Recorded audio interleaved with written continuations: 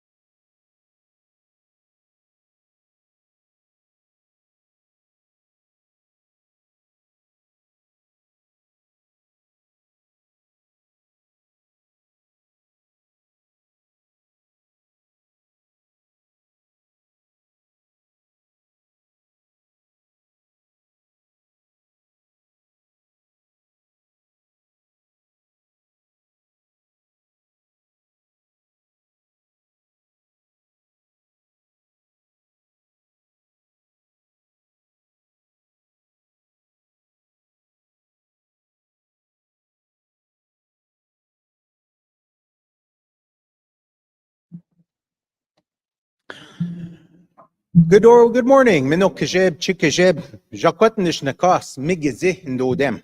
Nibissing Ojibwe and Anishinaabe and Dao. Taganing, Minwa Nipissing First Nation in Nonje.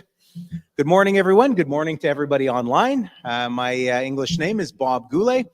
I guess it's not English, it's Wemptago Goulet is my last name. My Anishinaabe name, Anishinaabe knows when, is Mjakwat, which is that clearing sky.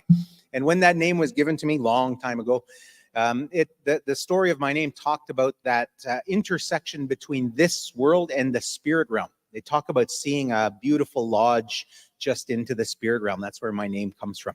I'm of the Bald Eagle clan from right here in beautiful Taganing. So nice to be here. Nice to be your MC today. We are going to begin, like all of our gatherings, this Nishnagishkat. We are going to begin in ceremony. We're going to begin with, as they say in English, the words that come before all other words. But we say in our language, namewin, minwa migwetchowin, or migwetchowin dam. Is to offer those words of prayer where we're invoking the Spirit, asking the Spirit to join us today, help us in our learning, help us in just guiding us today. And important to that is that miigwetchowin, where we're asking for thanks. We're giving thanks for this life that we have. We call mino bimatsowin in our language. So I want to call upon Elder Evelyn McLeod, my next door neighbor, and Blair to offer us a song too. So turn it over to Evelyn. Let's give her big thanks. Hey!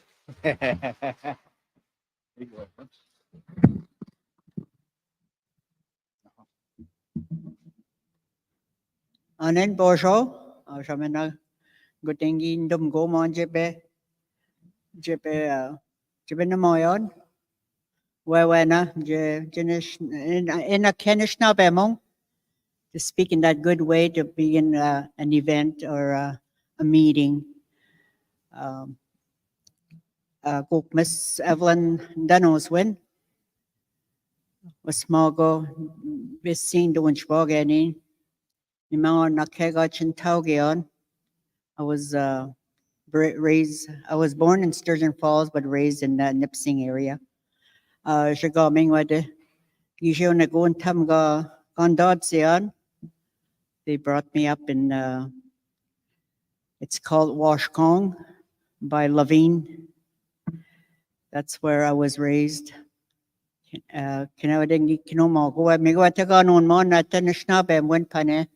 All I heard was the language.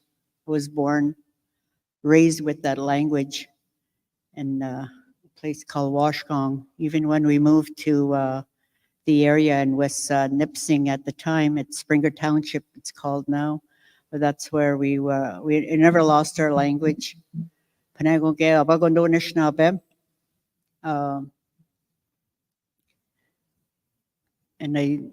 to speak that language for people who lost that language, people who are looking for that language, and hope someday that they will get that language. I don't know how you say that. To start speaking it, even little words, like some words that you heard or that was taught to you, just use that word. Everybody knows bonjour on in and, mon bonjour, and you can say come here instead of come over here. You say mon bonjour. Little words like that because that's the language. And that's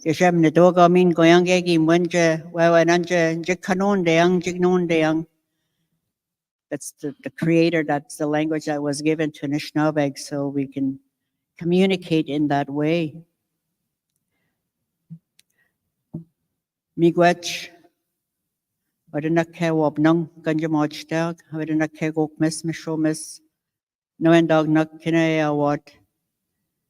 I just say mong inipkid no, I do wobnung, shawnung, ningishmung, gabiunung, menakiwet nung. Wewe namonong gom jene kanon deyang, jenawom deyang gewewe na. Nishnabel yang nakhe. Menaweren tam eben jamo kanga kises. Shkikishgak menawa na manje. Jibmos sayang mo king. Nishnabeng nakhe. And Nishnabeng odzewen.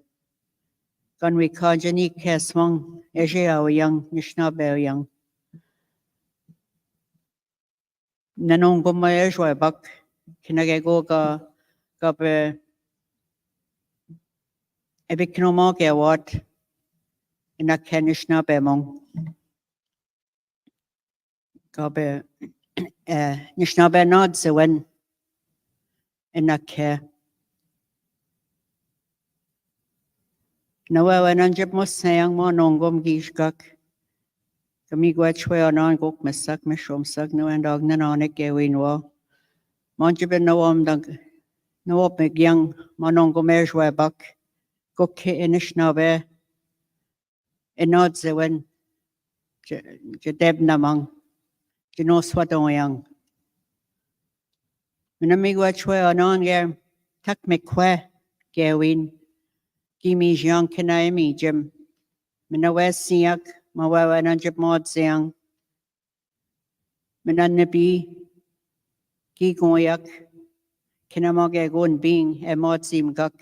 Minabe mod zawad. Minakinapi tenda guak. Imshke kinongum e object toyang nishnabe nake. Minawawa nanje. Jazonga boyang. A pichagish guk. Mandizong de ayang. To have that strong heart. Miigwech. Mimnik. Miigwech.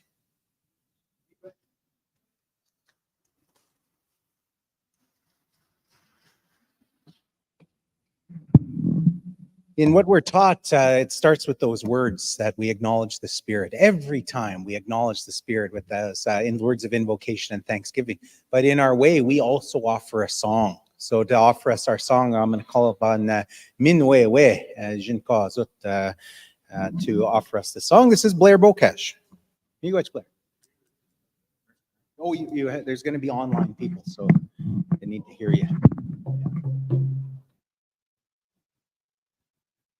In my way, there's the cause. I'm just gonna. This song was made about a month ago, so this is actually a Nipissing song. It's originated here. So about 20 years of traveling in the Powell Trail, now I could start creating songs for our community. And this song specifically is going to be given to the drum group of I'm going to hopefully to build for my son and my daughters. And so that's what this song, it's a sidestep, and this is Ojibwe style beat.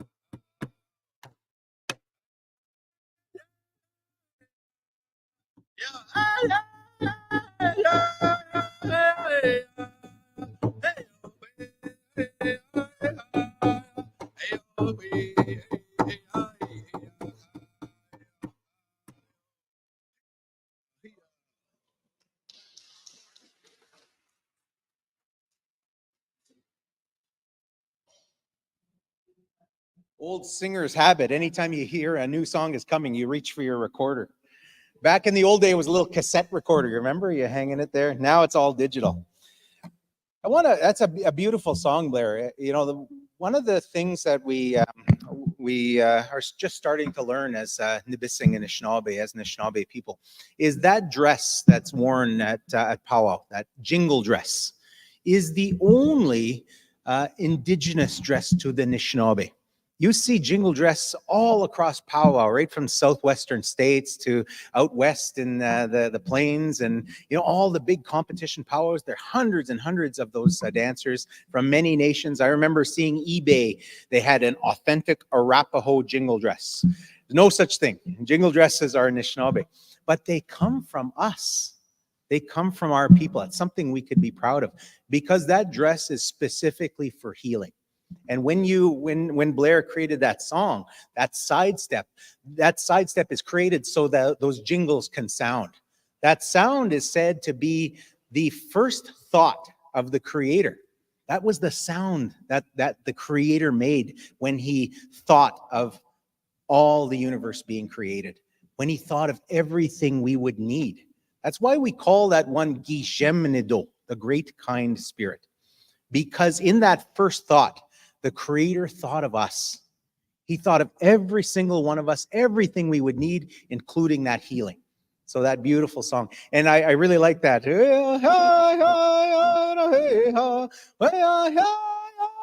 Whenever you hear that sound go up like that, and it stays there, it tells you that we're thinking of this earth, but we're also calling upon and dancing in that spirit realm. So that dance is happening. So very beautiful. Give Blair a beautiful round of applause. Well, to bring us welcome to our Heritage Day today, I want to call upon Ogima Zongabwe. Please welcome Chief Scott McLeod Jabgijik. Scott.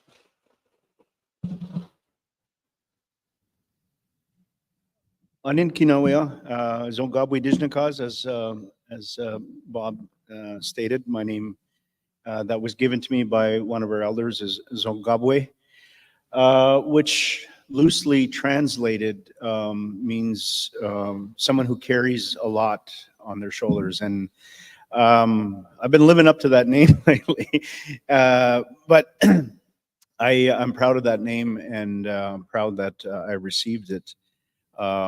My family name, my English name is Scott McLeod, but my family name here is from the Shabgijik, from the Crane clan.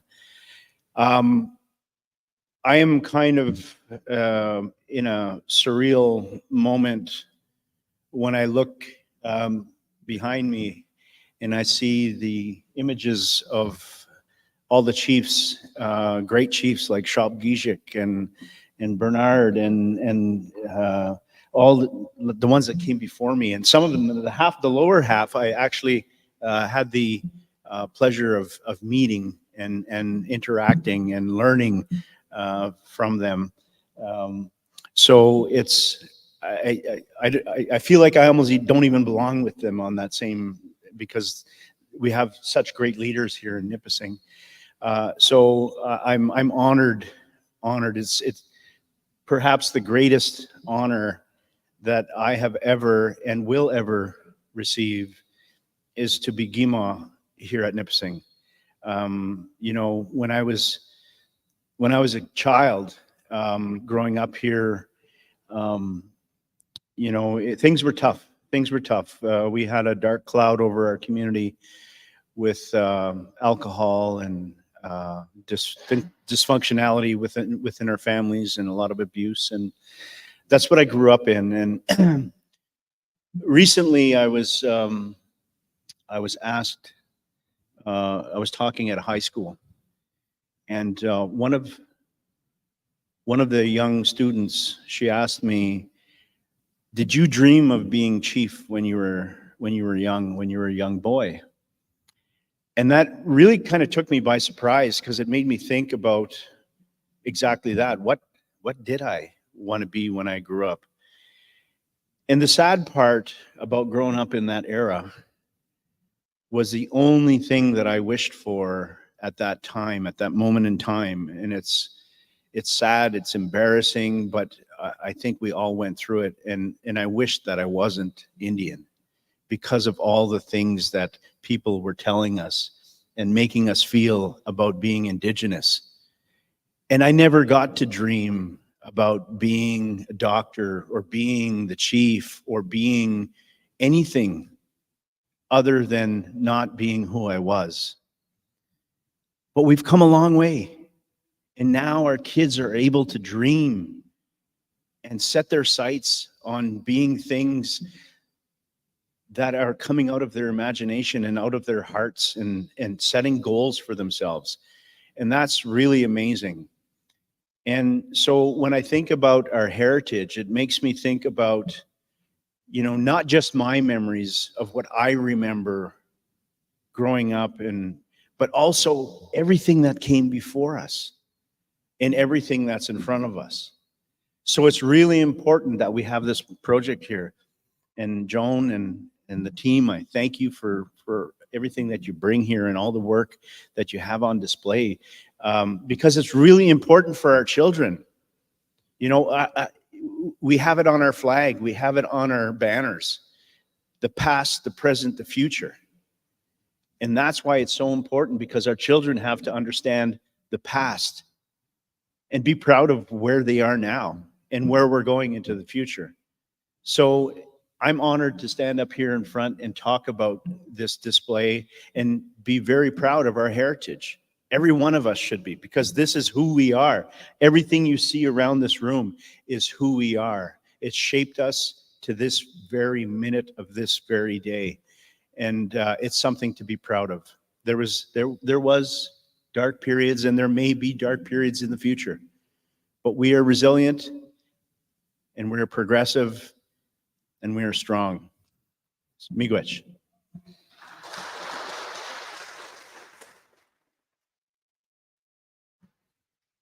Apchimiigwech Gima. Every once in a while, every 3 years, once in a while, my family starts asking, hey, are you going to run for chief? And I dreamt of chief when I was a young man, long time ago. But my wife is not having any part of that at all. And, despite all of that, she said, oh, maybe when you retire, you can become a chief. I think the last thing I want to do when I retire is become the chief. So wish all the candidates luck, all the candidates for chief and council. Last night we had our council night, and it's nice to see that there's going to be a whole new council, lots of new councillors, some incumbents running for re-election, good slate of candidates for chief and council. I want to wish you all good luck. So wish you all the luck. But I'm also disappointed in some of my relatives. I know June, after 30 some years of being, she's been deputy chief, she's been on council for a long time. She's retiring from leadership. So, show a big round of miigwech to June. I remember the first time she ran for council. You didn't have computer printouts back then. You had the Village News and what was it called? The Village Express. Yeah. And then everything was done in pen. So I remember there with Shannon and a few others, and we were doing up the posters for June, and we'd hung them up everywhere. And those were the first campaign posters of, those should be historical. We should have kept those. But I remember that long time ago. And Jane is moving on to great things. She's going to be leading some of the culture and heritage work here. So miigwech to Jane. I can mention them because they're not running. So yeah. All right. Look at this room.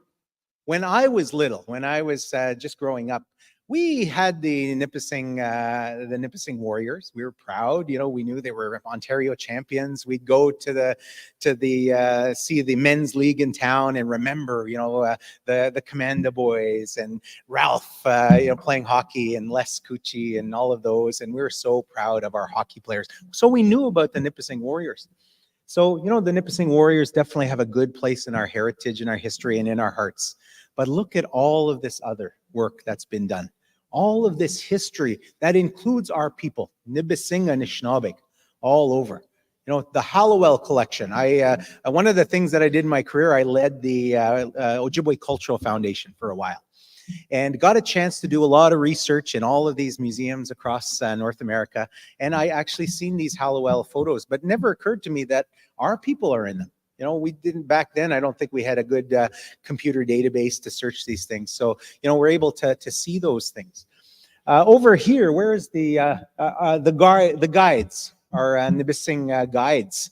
The work that was done there by the team that researched that, led by Joan, led by the folks at Nipissing University, with the help of North Bay Museum. You know, it's a story I didn't know. That, you know, think about this. Way back in you know, the 1920s, our people were guiding these academics and these museum people that came up from Pittsburgh. And we're not talking about highways and having Google Maps on your computer. Our people knew how to get to James Bay. It never occurred to me that they traveled that way, that they went that way, and they hunted. And the geese that were there, they had those skills. Those were our people that they counted upon. So just hearing that story in recent years is just one of these many, many stories. I want to acknowledge Scott. He's our recent Gima, but look at this long line of Gima, our leaders that go back to Chief Jabagijik that signed the treaty. One of the things that I hope to do today, and Joan, and I hope we have time on our agenda, is I want to acknowledge that we are Nibissing and Anishinaabe long before the treaty. That I learned from, Sally just asked me where I learned a little bit of my Anishinaabe win, because it kind of sounds funny. I learned from a man named Bodwewidan Bene Siyaban. His English name is Eddie Benton Bene. He's the author of the Mishomis book. That might be how you know him. But a lot of people don't know this. He was one of the founders of the American Indian movement. That was the very first Anishinaabe rights movement. You know, before that, because of residential schools and boarding schools, nobody knew what it meant to be Indian back then. You know, and then we started seeing it on TV, and then Marlon Brando got involved, and Russell Means, and then then it's kind of gets cool to be Anishinaabe. But Eddie Benton was one of the starters of that American Indian movement. He came here. We didn't know to appreciate how much we have in those teachers. He came here a few times. I remember being in a sweat with him at Mike's a long time ago. And he actually emceed one of our powwows back in the day. He brought his son's drum group here and emceed our powwow. But we had a chance to have a small gathering with him. And he told us the part of the creation story where Nibissing received its name. The part of the creation story where our eldest ancestor, the one we call Wena Bojo. So when we shake each other's hand, we say Bojo. That comes from our eldest ancestor. His name was Wena Bojo. He came here, and he came here during the second time that he walked the earth. The first time he walked the earth, I'm already telling the story and we're behind schedule. Yeah, the first time he walked the earth, he was so enamored with this beautiful earth, this beautiful creation. He loved it. He was in a hurry to go through everything. And he was asked by the creator, his grandfather, Guillaume Nadeau, to name everything in creation. Well, the first time he walked creation, he did it very quickly. And he was part spirit man, so he actually leaped across the landscape and flew across the sky and seen everything up high. Almost like, you know, when I fly the plane, almost when he's flying. He's seen the cedars. He's seen the great oaks in this territory. He's seen Shingwak Atik, the pine tree. He's seen the lakes, and he gave those names. But he was so high and he was so fast, he thought he did everything. Almost like when we ask our children to do something. You know, when you ask them to do something, yeah, they might do it a little bit. But he went back to the creator that first time. And then he went to his grandfather, said, Grandfather, I've done everything you asked me to do. I've named everything. And the creator said, I don't think so. You missed a lot of things. And he did it in a kind way. What he instructed that first Anishinaabe to do, Wena Bojo, he didn't have the name Wena Bojo yet. He was called Misko Gobwit, the red standing one. He told him, you need to slow down. You need to spend some time with creation. You need to be able to sit beside the trees, sit beside the lakes, sit beside the rivers, and, you know, appreciate what's there. And the creator said, I can't believe, or the Wena Bojo said, I can't believe that there could be something more beautiful than seeing the whole world. And sure enough, he started to slow down. And that's when he named more specific places. In this story that Bodwewidan told, he named 4 places on the Georgian Bay. I can't remember what he called the Georgian Bay. We call it today Nodwegamig, the Huron Sea or the Iroquois Sea. It's not what its original name is, but I couldn't remember that name. But he named those places. One of them is Neoshingaming. There's a special place on that near Cape Croker, where there's a beautiful place where it said it's the place where the water goes underwater to the whirlpool, and that's where Michibiju lives, that great underwater panther. So that Neoshingaming was named. Chiminising was named, where my boy's mom is from, and where my boys, grew up and, was raised by their mom there. Chiminising, called Christian Island today. The next place that was named is Wasauksing, Perry Island. And then he took a big step. And he went to Manidominising, Manitoulin Island, beautiful sacred island. Those are called the stepping stones in the creation story. But when, there's a big gap between Wasauksing and Manidominising.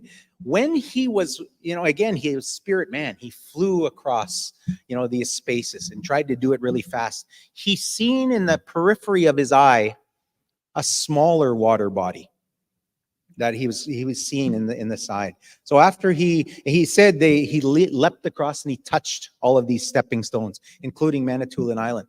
But he returned to what he seen in the distance, and he stopped in a place by the Wigwasatig, beside the birch trees, and that was Tikkamishing. That's where he stopped at Tikkamishing.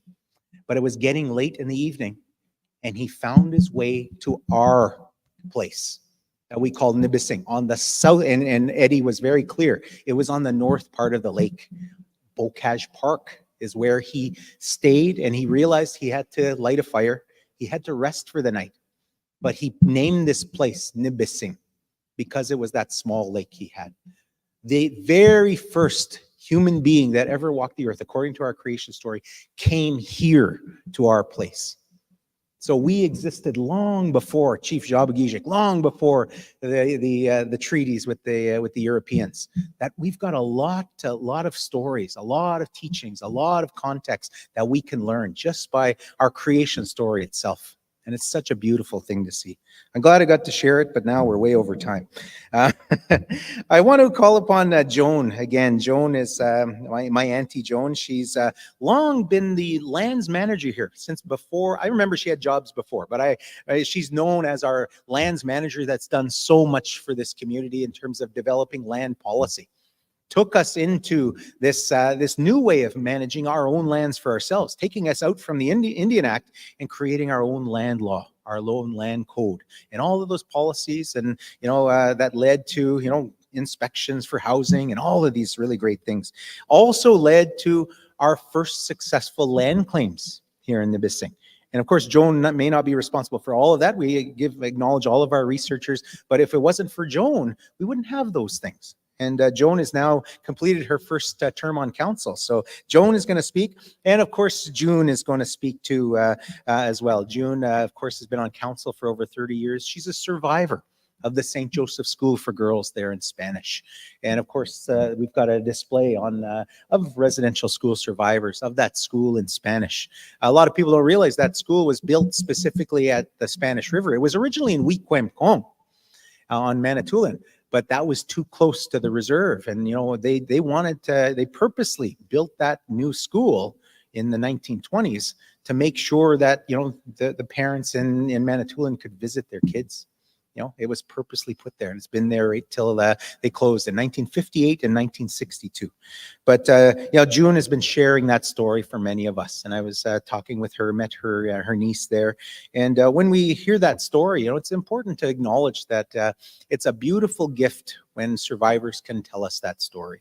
Of course, June has done a lot more things than just tell that story. She's been, again, on council for over 30 years. She's been a part of the Homemakers Club. She was an editor of the Village Express a long time ago, and putting a lot of that work. I'm sure she has copies somewhere in her collection of that work she's done. So she's done a lot of great work.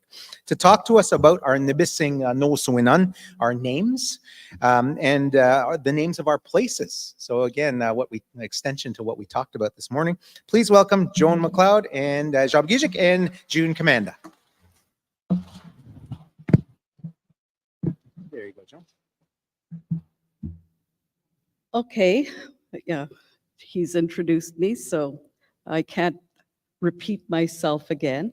But I welcome you all here today because I think this is very important work if we're going to show our young people about their proud heritage and their proud history. And I can only say that we wouldn't be able to do this without our relationship building that we've done. We have good people on our team. We have Naomi Hen. She's the curator at the North Bay Museum. She assisted us. We have Katrina Shrigley. I can never say your last name, professor at Nipissing University, and Kirsten Gear. And then I also want to talk about some of these displays that you see around here.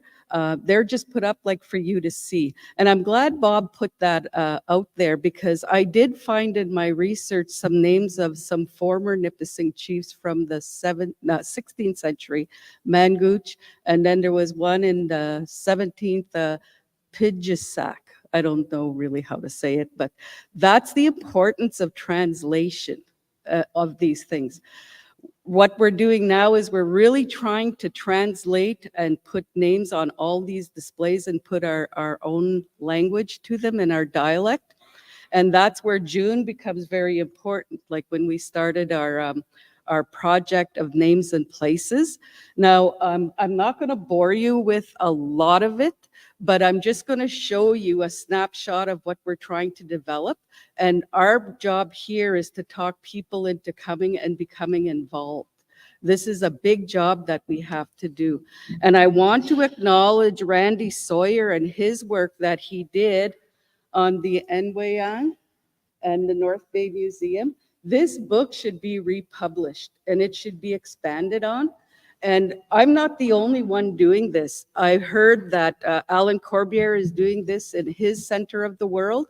And there's a young man from Wisconsin, I can't remember his name, but he's doing a lot of this work too. I met him at the North Bay Indian Friendship Seminar where I gave this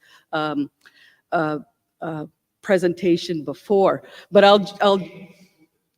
yeah, James, yeah. So we're all working on this, and James was saying we should get together. Even the nation should get together and bring in some of our people and our elders and our experts like Randy and talk about how do we get this map done of our own territories, and then it can grow into other territories.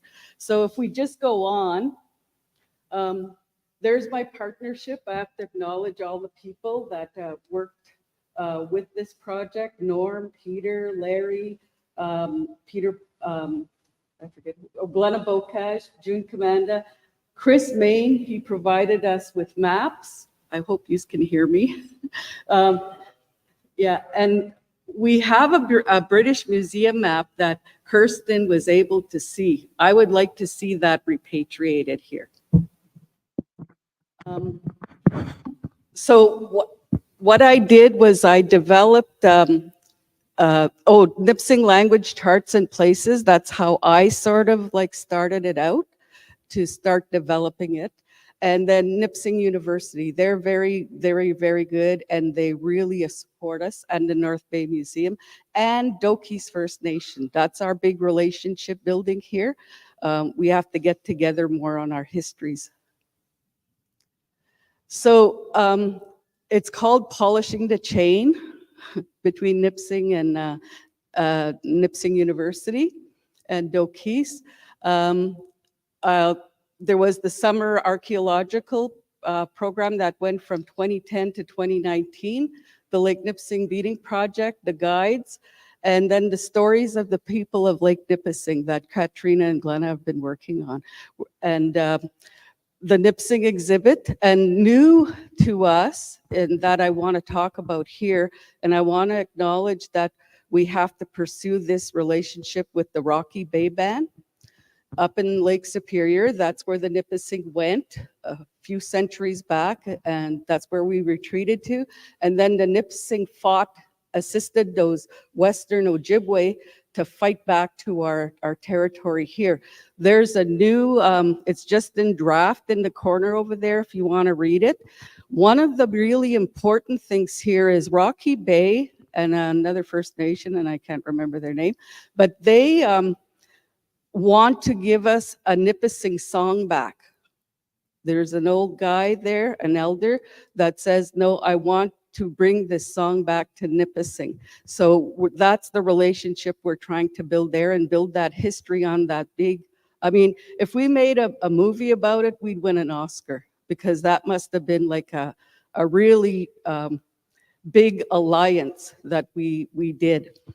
The other one is I have a Nipissing Kiwag over there, and I want women to start reading that and how do you fit into this exhibit. So that's what we're trying to do.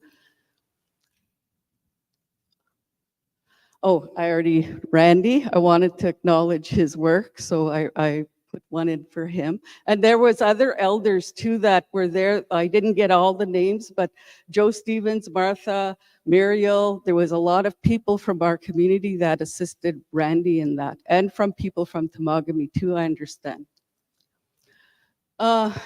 There's the name of Nipissing.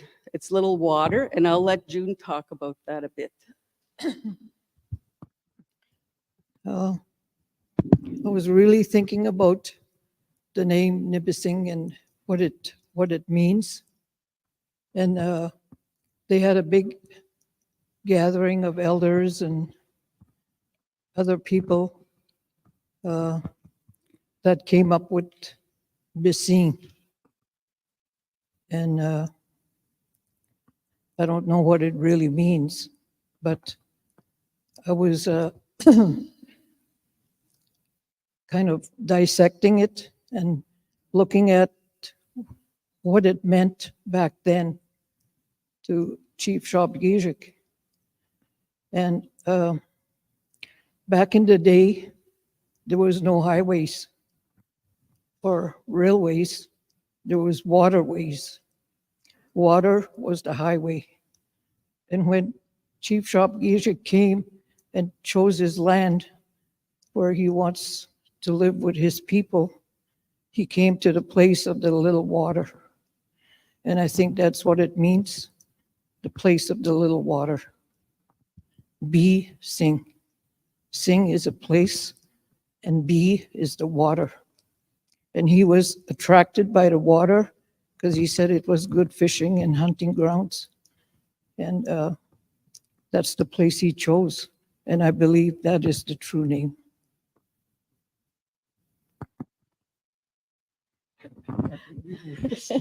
Me too. We're always all nervous till we get into a hum here.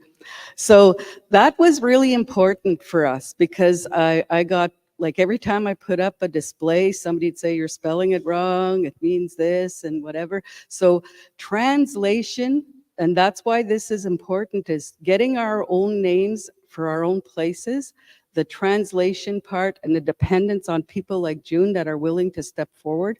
And we want to get our other language speakers too, young and old, to get into this process.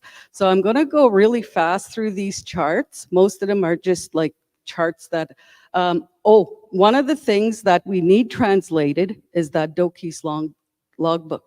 That's our relationship with Nipissing University. I thank Norm DeKees for providing me a copy of this. In this book, there's a wealth of knowledge. There's native language that's written phonetically.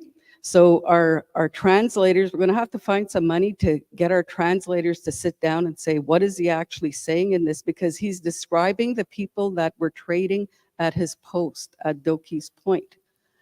So there is symbology on this. Like you could see this one with Shopgijik here. He goes Japo Kijik. And then he has a hat on him, and it looks like a crane or a heron, the top of the hat. And then you see the heron crane over there. So we know which pages were what Shopgijik was trading. And then there are the names of the different spelling for Shopgijik. And then I found Shopgijik commander. So it ties in with the commander name, because in some old records of returning soldiers, there was a Shopgijik commander, there was a Bocage commander, and there was a Panassi commander. So I'm not going to go into all of that, but there's a veteran's story that could be told here. And then it's to find the name of what the commander is. What does commander mean? Because it's really commander. They took that name. So which families belong to those different names and what was their clans? So if we go through again, this is Coochie, and there's the different spellings I got on that name, and we go through again. And then Ojik Fisher, and then you see fish in the logbook, and you see the guy with the little fish tail. I'd like to find out if those symbols are really notating that it's Fisher, the family Fisher that was trading there. So as we go through, there's the partridge. So who belonged to the partridge family? So just keep going through. This is the Martin clan. This is our adoption clan, I've been told, under our Dodomeg. So I think it points to the Bocage, but I'm not too sure. But if we have to find that out too. So as we go through, there's the commander name again. We see this Kamata, and then what I was saying before of what we see with the returning soldiers, so we could make a correlation there in names. We know that Simo's father's name was Bejizik. I don't know if I'm saying that right, but that's why I use June, because half the time I'm mispronouncing and she keeps prompting me. Bejizik, yeah, Bejizik. And to me, when I started looking at it, it seems like it's, he made a thing about rotten wood, but I think he was talking about that fire starter wood that you use on a campfire. And then with their name, which was really interesting, you see with Simo's name, a duck. So did that notate that he belonged to the duck, like clan or bird clan? Albert was Shawa Benesse. So that's the Panassi, I think, there. I also see that with the Stevens name too. And then there's the Snake family, and I'm wondering if, Art Commander Fraser and them, they had roots with Rama, so that might have been what he was noting in his book. So I see a little snake there, I don't know if that really means that, but that's what I'm sort of looking at. We have to really look at this Doki's logbook. So there's the Panassi. I know they identify with the hawk, but I've been told by hunters, like some of the men in the village, they say, no, that's how a loon acts. Like they come out of the water, so. I don't know if it's loon, but it's Panassi with that symbol. Yeah, and then I found this, and from one of my friends, I just found out, and Donna and I were talking one day, and she says, well, that's French for oak. And I said, okay, there's a correlation here between this symbol and then the name we find in the for acorn. You can. Oh, acorn. Mitikunan. Tikunan. Yeah, so, and Shane, and then the name Duchaney. Now I'm getting dry. Okay, and then there's the Anishinaabe. You could see it, it's really written out clearly. And then the Makwabe, and you see the gentleman there, Amakwabe. Those, it was written so many different ways, but I'm wondering if Makwabe, which is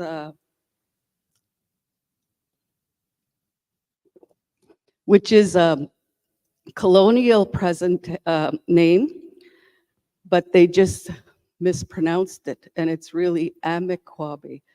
And the closest I could get to it was beaver, and wab means white, Amikwabe, but I'm not too sure. We need translators to sit and look at this stuff. This is my very basic translation.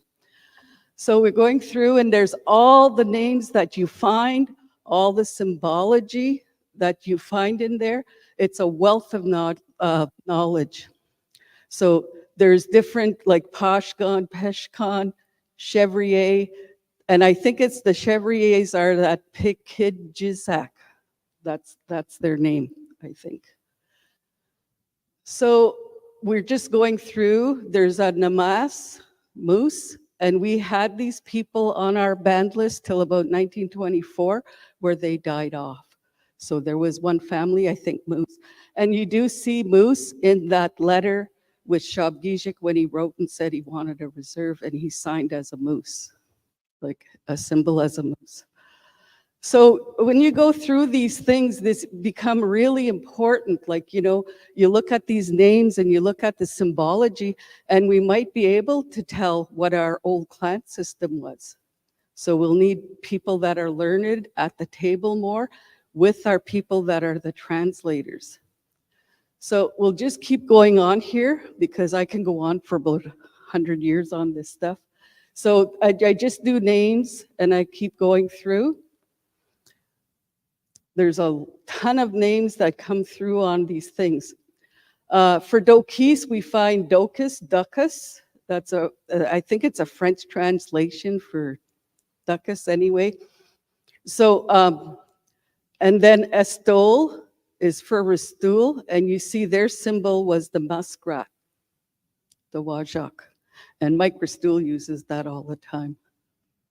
So I started charts, and what I did the source, I did the word meaning, and then the translation. I started pulling different things through, so it's just a chart of things that we have to build on as we're going through.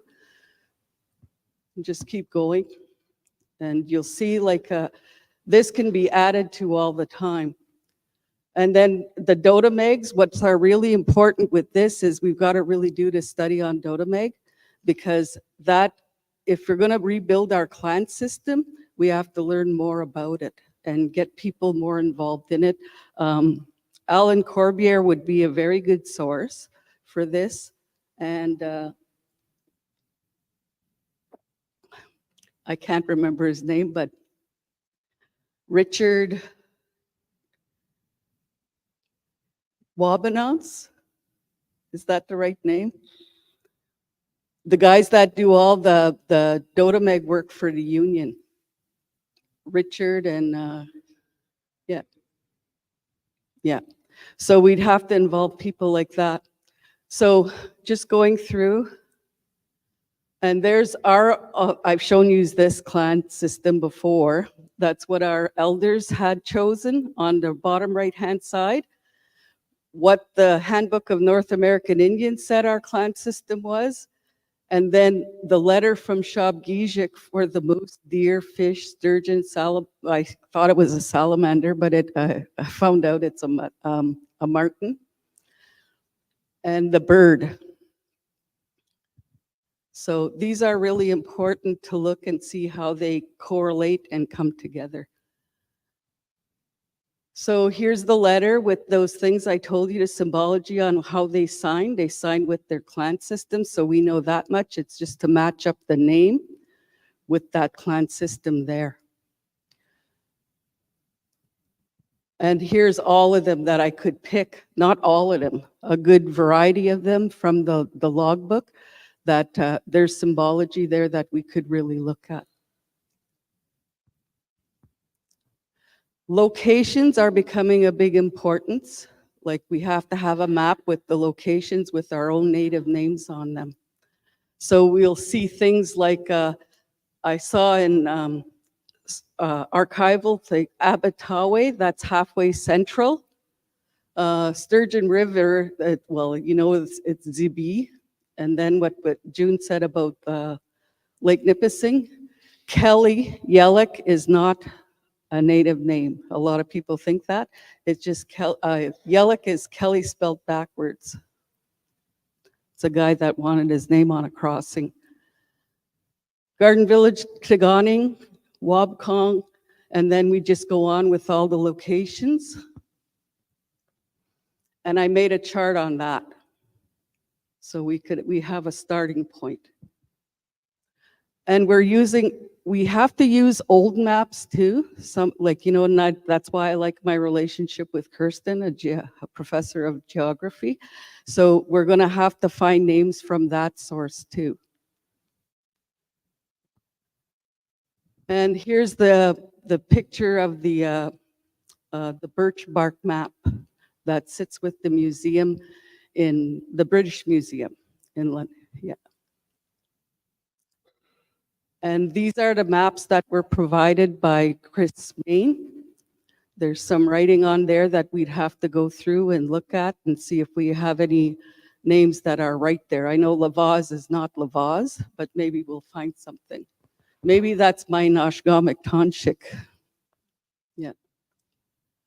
So going forward, just like what I was saying, like for our youth, for ourselves, for our Dotameg, that's why this is very important. And it's just to show you that's a future thing that we're building on and we're trying to do. And it's to get people all organized to come together. So I look forward to meeting you over the next few years. That's about it that I'm going to say on this. And I'd like to thank you all for coming out today. It's very important that you learn about this relationship building and that you learn about what we're trying to do and how does that fit in our collections. And Jane has a lot of work to do now. So thank you very much. We watch.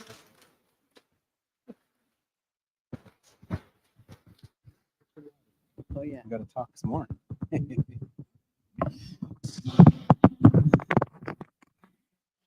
All right, miigwech Joan and miigwech June.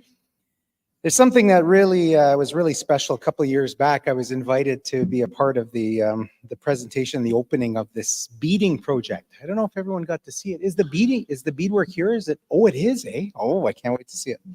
I did see it, but it's nice to see that there's been even some more work on it. It's always it's an ongoing piece of work. So to talk about the Lake Nipissing Beading Project is Kristen Greer. She's Associate Professor in Geography and History at Nipissing University. She's also the Canada Research Chair in Global Environmental Histories and Geographies.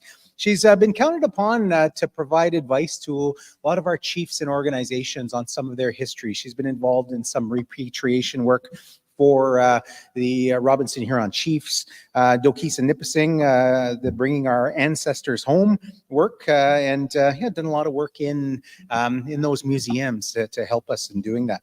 So this particular beadwork project consists of 427 tiles of beadwork. Joan showed me the latest one from which island was that? Satchels?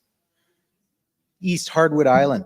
And it makes up a beautiful beaded creation of Lake Nipissing. And a lot of people put a lot of their own work, and even some of you put in a lot of hard work in that. Also to talk about this project is we're bringing Joan back up. So have your water close by, Joan. So please welcome Dr. Kristen Greer and Joan McLeod.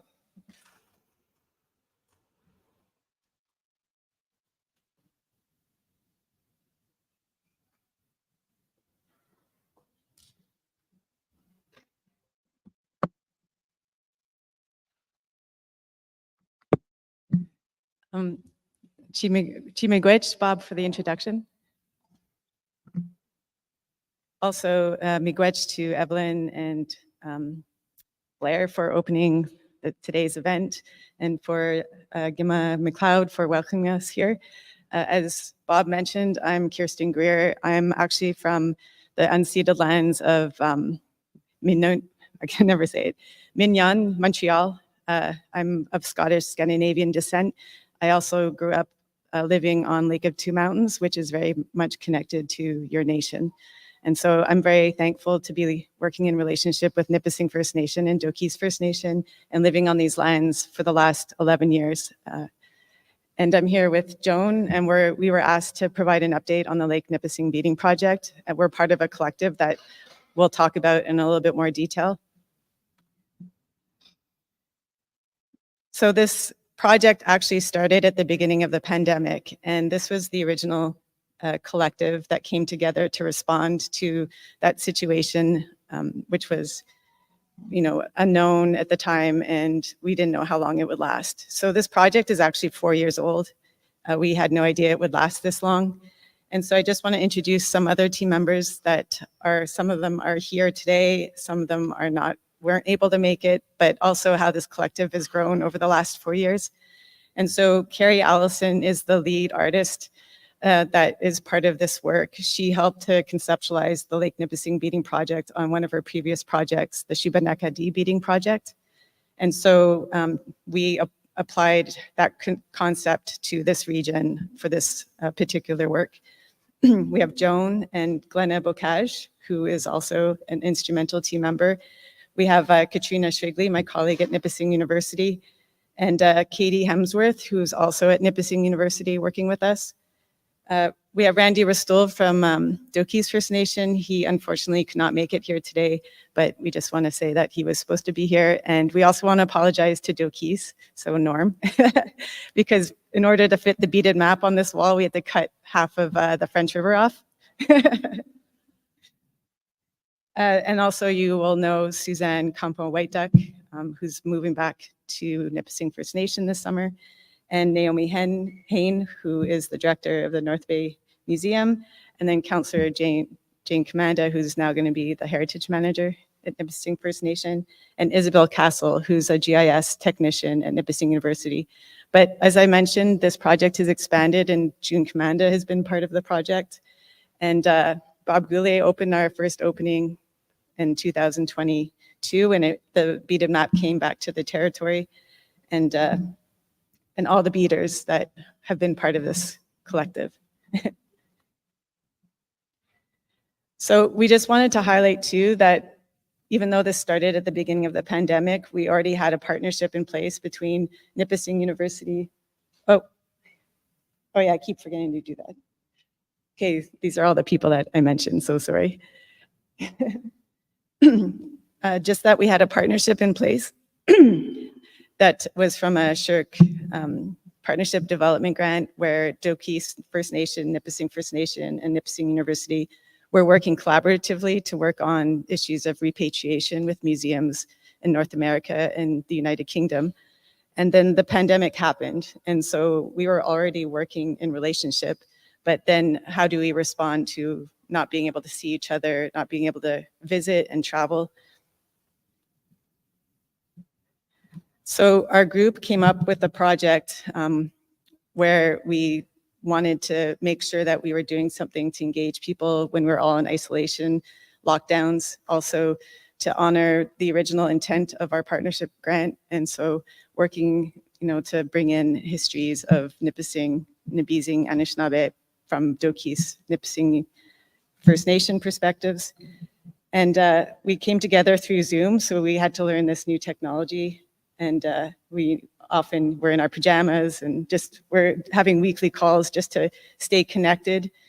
And then we created this speaker series so that we could actually start getting some interest in the project and potential beaders.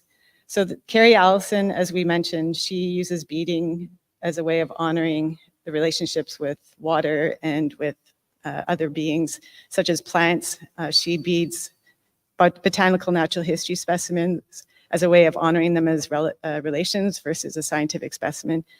And so this really started with her idea, and she put together 444 beading kits on her own, again, in isolation. And these beading kits were mailed out to participants.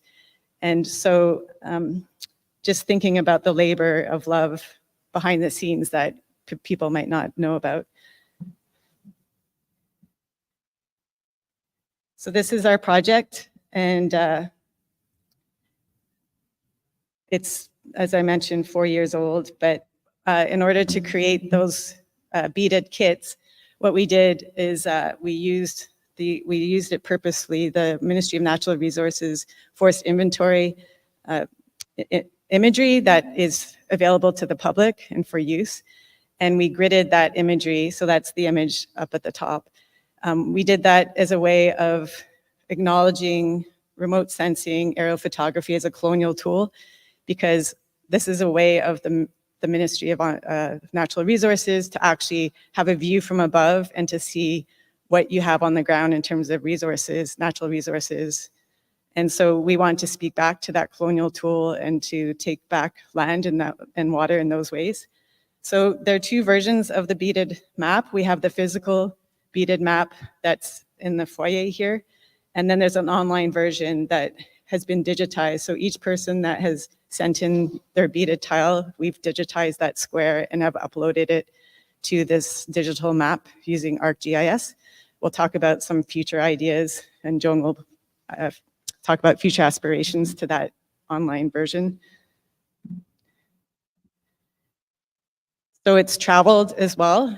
We actually had to do the first installation in Halifax at the Treaty Space Gallery at NASCAD because Carrie Allison actually lives in Dartmouth. And at that point, we didn't know if she could travel or if we could, any of us travel.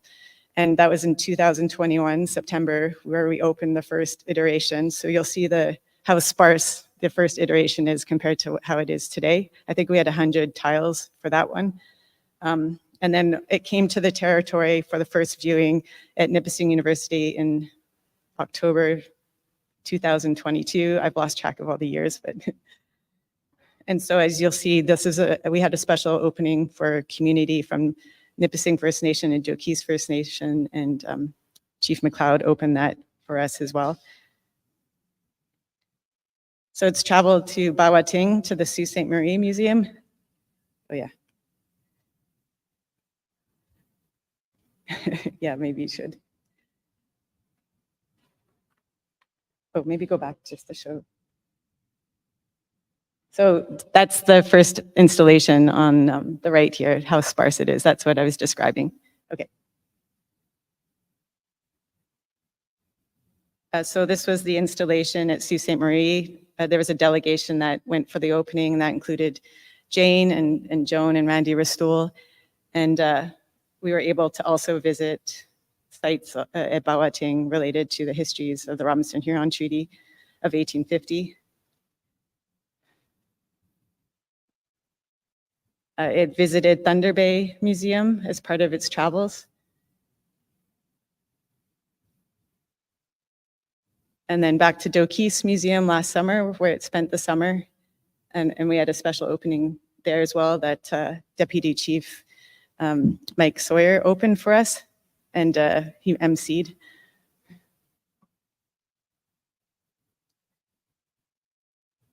Then it came back to the territory again for a viewing earlier this year. And this is where we started, well, we'll talk about that in a little second. Okay.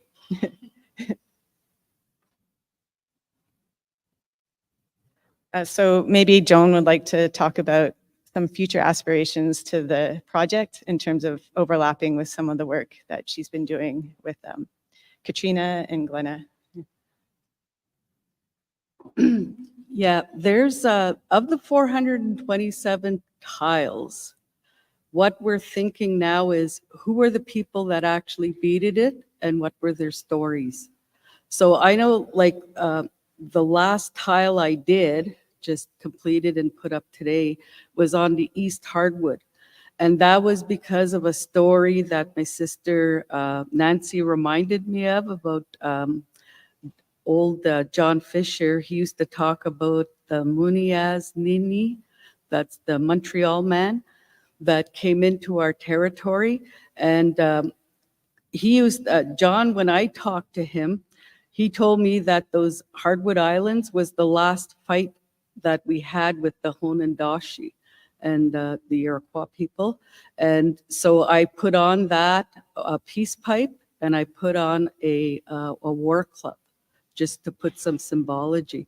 But a lot of our people did a lot of that work doing their own stories in that tile work. So we'd like to sort of like be able to have technology where somebody in a museum could click on the tile and then you'd see the author or the artisan. Like Carrie is like our artist in residence, conceptual artist, but the real artisans were the people that actually did the beadings and what were their stories behind their tiles. So we'd like to work towards that. We don't know if we have the technology for it, but that's what we want to work towards. So it becomes more digital. Oh yeah, that was my first tile. I was not a beater at the beginning of this. And I did I tried to do the shaggy, the heron or crane, and you could see it in the tile work, and I didn't know how to differentiate. I just did use the same tiles, but as I went on and learned, I started using different colors in my tiles that I did.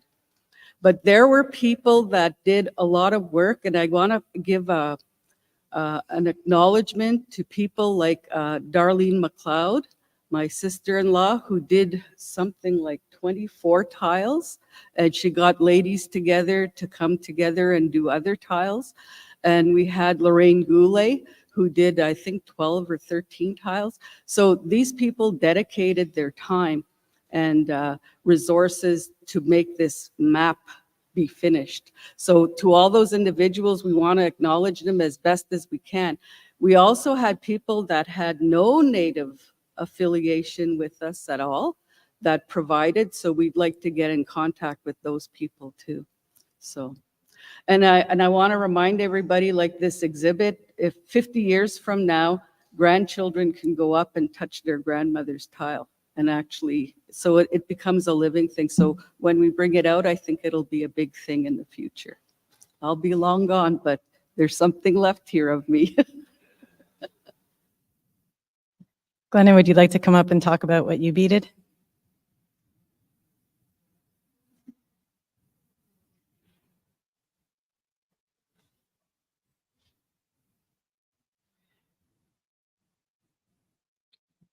All right, so I have a camp on Moose Bay. It's a very low impact environmental camp. We're not building much on it. We're trying to keep it in its natural state. But I remember when we were doing workshops for medicines and food available out in the wild. Larry McLeod reminded me that wild rice grew here at one time, and then he showed us evidence. We went to the creek and he showed me there's actual wild rice plants, and I couldn't believe that. And then when I go to my camp now, I went for a canoe ride along the shore, and sure enough, there's wild rice wild rice plants. And then he said he had said that when they built the dams, it kind of washed out all that resource we had of wild rice. So that was something we don't want to forget, that this was once a wild rice place. It's also where I live over there, it's a part of the old moose migration, just like Yellock is a deer migration trail. So this Moose Bay, after its name, is a moose migration trail. And there are some formations there of rocks that people used to gather. You can see there's old evidence there of our people being there in the past. So yeah, that's what we made a promise not to ever build anything or move things too much. It's going to be very, very low environmental impact. We did want to talk about Randy Rastool and what he beaded at Doki's Point. And as you know, Coburn Island is not part of reserve lands, but what he did, he purposely connected Coburn Island to the mainland as a way of also talking about the histories of colonization and the role of increased water, Lake Nipissing water levels, and how you lost reserve land. And so that was done on purpose. We also, because at the beginning of the pandemic, we also honored the following year the missing children, and we created special beading kits with orange beads so that people could bead orange shirts into the beaded map. And Joan, do you want to talk about the other one? First, Carrie Allison did do the first orange shirt design for the beaded map, but then Joan will talk about hers. Yeah, on the right, you see that, I think that was about my second tile. So I got a picture of our old Bocage school. which was a residential school, but it wasn't the residential school that we know, like in the desk project. This was our own school, where SEMO wanted the children to come from. It was a central point at Bocage, so our children would be sent there during the week, and then they could go home at night. Archaeological studies show us that they ate no pork or chicken or whatever. They were being fed by the families there, all wild meat and fish. So there was no, like, it was being supported by the community. I think the tragedy at Nipissing here, education-wise, when you go through the education panels, you're going to learn that in 1878, our people wanted our children schooled. And they took trust money and they built their first school. That was at Bocage, and we had one at Duchesne, and we had one in Garden Village. These schools were closed when the residential school was really gearing up, like in the 20s and 30s, and our children were sent to residential schools, or they were sent to the neighboring towns. And so we lost our school, our schools, our wish to be teaching our own.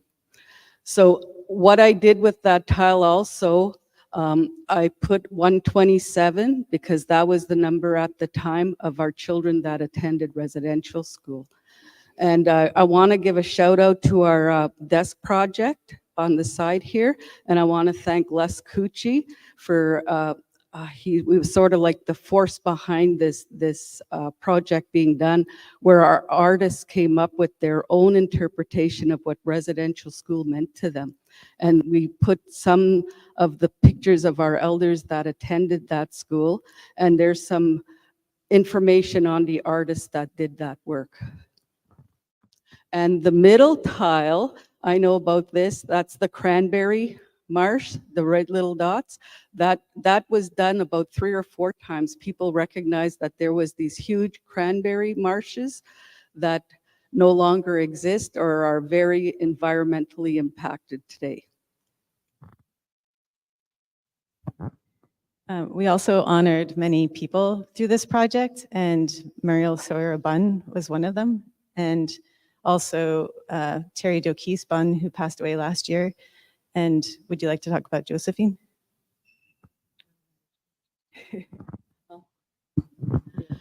Okay, Josephine Bocage, Naomi had put in a display at the North Bay Museum about her. And what I learned about Josephine was that she was a revitalizer of our beading and our tanning and our whatever we do with furs and whatever. And she was traveling all over Ontario and Quebec, teaching people how to bead again. And she did this late in life, like after her husband had a health issue. So she had to regroup herself and become a beader. And she became a teacher, and she was also recognizance for Indian Affairs too. Like, she'd be paid to go in a community while she was teaching them beadwork. She would be telling Indian Affairs what this community needed. So Josephine did a lot of work that I think it went untold before, but we're finding now that this woman was a revitalizer, and she was also she backed our community, even though she lived in Toronto at the time. But she still tried to stay active with our First Nation. We've also cared for the beaded map as a living being, and this has been done through smudging it before it travels, and these are Glenna's words. Well, I'll just do a renege on this here. How I felt when I was smudging the bead map before it left to go to Spawating was that when I was with it, I realized it had created a life, because each tile carries stories of different families, and they could in the future carry stories of the original names of places and names of the families as a vehicle for the future. So those stories that are, even with the orange shirts and that, they do carry a sacred story of each tile together.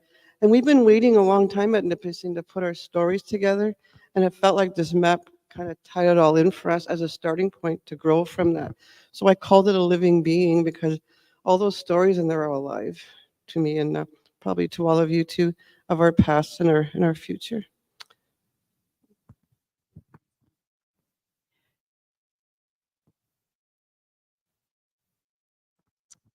Katrina, do you want to talk about, just quickly, about some future plans? Because Katrina has been helping to lead what we've been working on is a gifting and stewardship plan for the beaded map.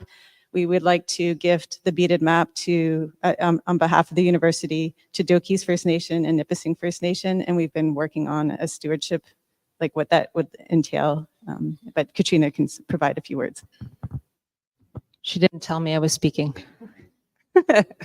Katrina Dejnakaz, Jaganashi and Dao, Dish with One Spoon Covenant Treaty Territory Ndonjaba, beautiful Nabizing Nishnabek territory Ndonda.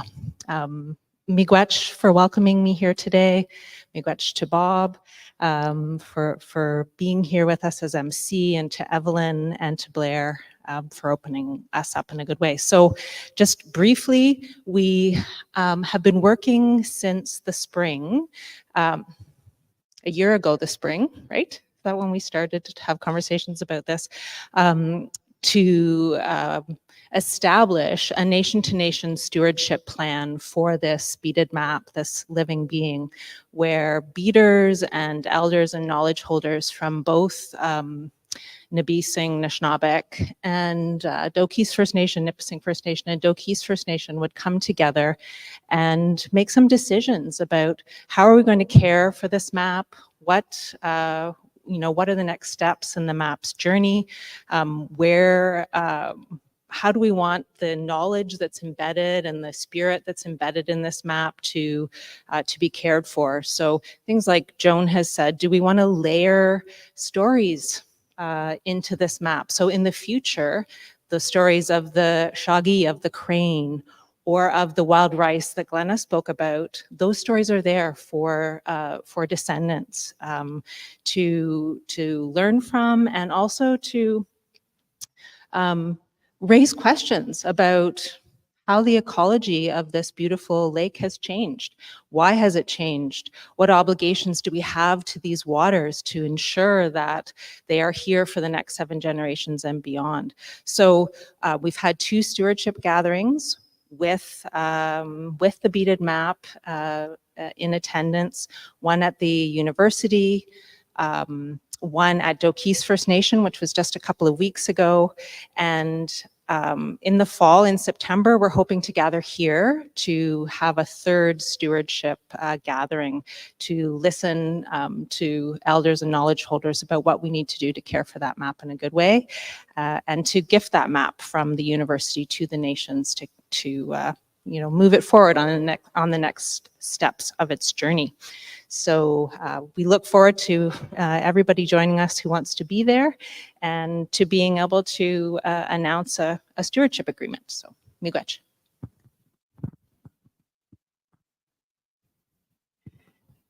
So just in conclusion, some timeline from our beaded map and all the various activities that have come out of it.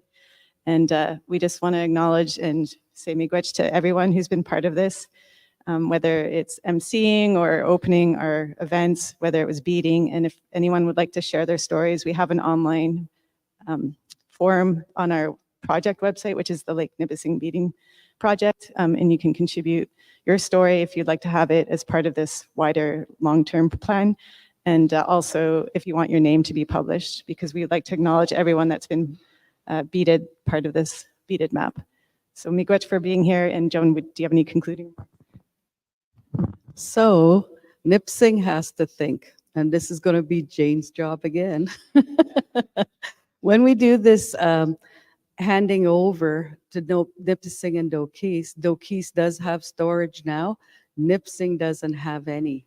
So has to be some thought to how, if we want to repatriate stuff from museums or keep stuff, we have to have a facility for it. So that's all I'm going to do for a plug for repatriating our stuff, our our history, our heritage. Thank you very much, miigwech. Miigwech, Joan. Miigwech, Kristen. Yeah, and that's a really good point that, being a part of the establishment of the museum there in Chiging at the Ojibwe Cultural Foundation, we found that there are a lot of First Nations that have started actively trying to repatriate, getting their items back home. And we think in 2024 that we are going to receive the beading project and it's going to be taken care of forever. And then Joan has already retired, and Jane will do a good job for a few years, and then other people will come in, and then we start losing our thought, and all of a sudden it gets folded up in a blanket somewhere.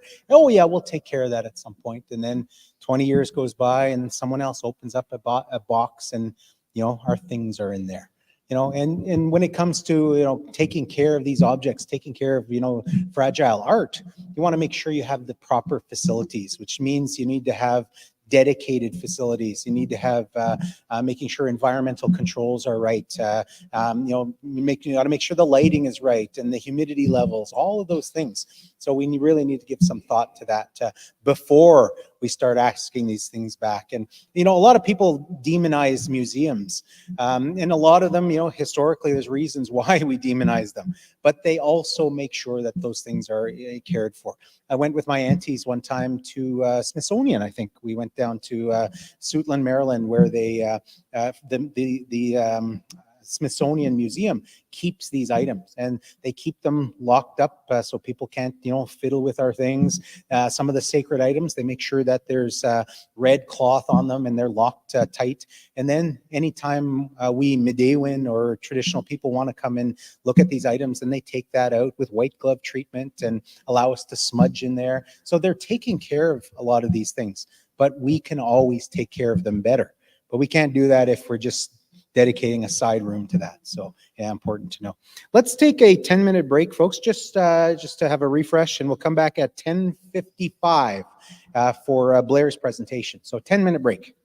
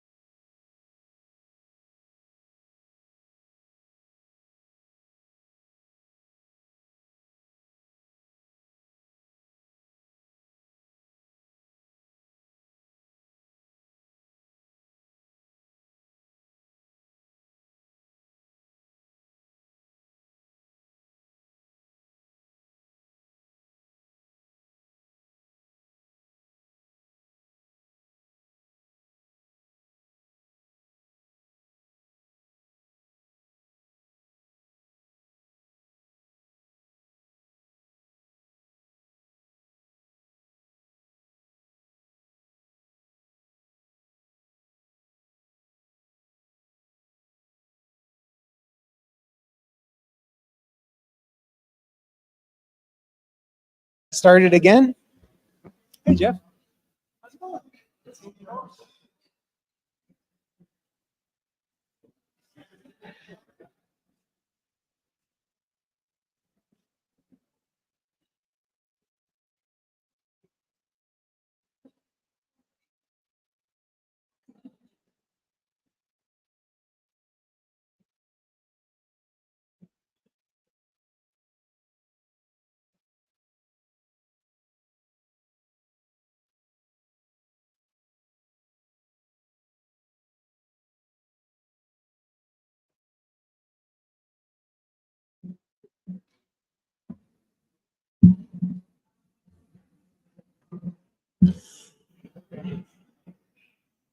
So we'll get a chance to look at the displays as we get into noon and a little bit later on in the day.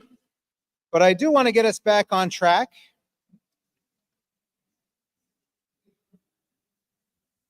And I'll ask our next presenters, Blair, if we could keep it to 20 minutes or so, that would be terrific. We heard this morning the importance of Anishinaabe language. Anishinaabe is the way we speak. Anishinaabe, of course, is who we are. And we have a unique way of speaking as Nibissing Anishinaabe. So I want to reintroduce Minwewe Jinkazot Mos Dodeman Gin Dodem. He is a teacher, Kinomage Nine, of Anishinaabe Mwin, and he's been doing a lot of this work for the past 10 years and even before that, learning from his parents, learning from his relatives. Yeah, we'll ask you to come back to your tables, folks. And Blair is going to share some stories and talk a little bit about doing that work in language learning. So want your full attention, folks, because Blair is going to be working with us. So please welcome Minwewe Blair Bocage.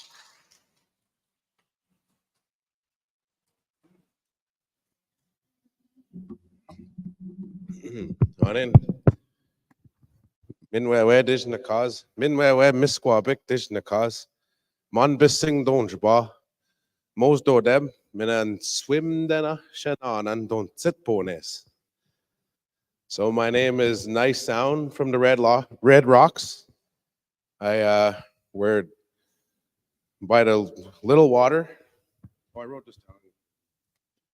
I'm from the Nice Sound. Or my name is Nice Sound from the Red Rocks of the Little Water. I'm from the Moose Clan, and I survived 35 winters here in Nipissing. So that's what our introduction kind of translates to. Not quite the same as what you hear out there. So just something simple. Like you said, one of my favorite things was we get to say we survived winters. That's what it's based on, that, not years.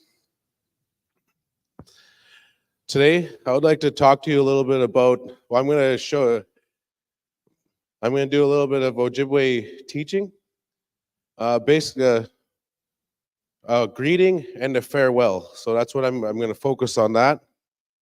Also, I want to talk a little bit about teachers, elders, youth, and kids of our community, and maybe just a little bit on where we're at in language. Maybe I would like to talk a little bit about our education and about language, and then, well, the last thing will be our farewell. So those are the things that we're going to be trying to be looking at for the, hopefully, if I stay on topic. And I got 20 minutes. So a little bit about myself. I guess something that may be a little bit interesting to you. I've never read a book before in my life. Everything I've learned was through my ears.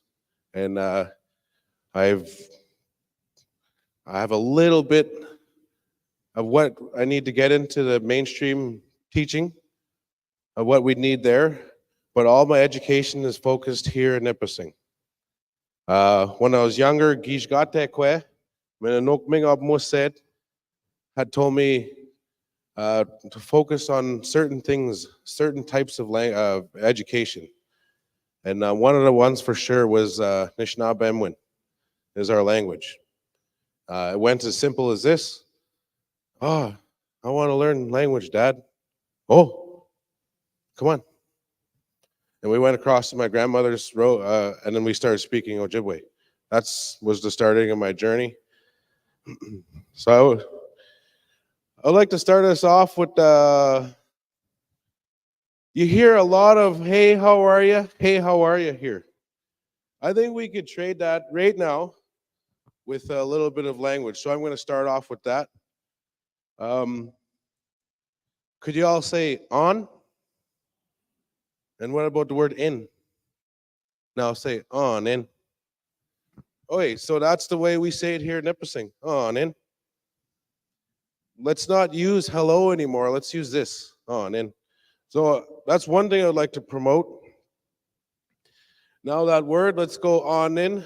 Then we're going to put dush. Could you say that? Dush. Everyone always says this word dash, but it's dush.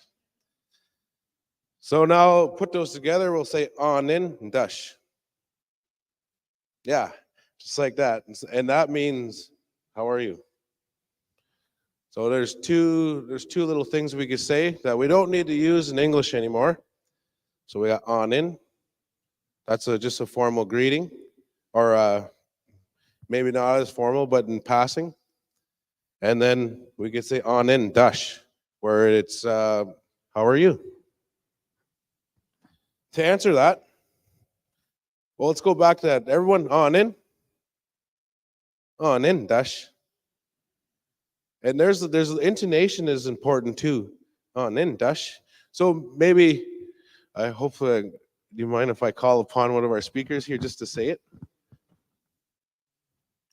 On and dash. There. So try to remember these sounds, especially when our speakers are speaking. They hold the true sound. Because I know us speakers, we do speak a new way. And we are, our language does come in backwards, upside down, frontwards, in any kind of way. We don't know how it goes. We just try to say it. Okay. And then one more word for us to be able to answer what we're saying. So the word is minwaya. And we'll go backwards here. Say it with me. Ya. Waya. Minwaya. And at the front of that, there's a subtle N. Now go yeah, like that. Minwaya. There. Just like that sounds pretty good. What do you think? Yeah? Okay. So if I said on in dash, minwaya. Let's try it again. So ya. Why ya? Well, minwaya. On in dash. Oh, nishin. All right.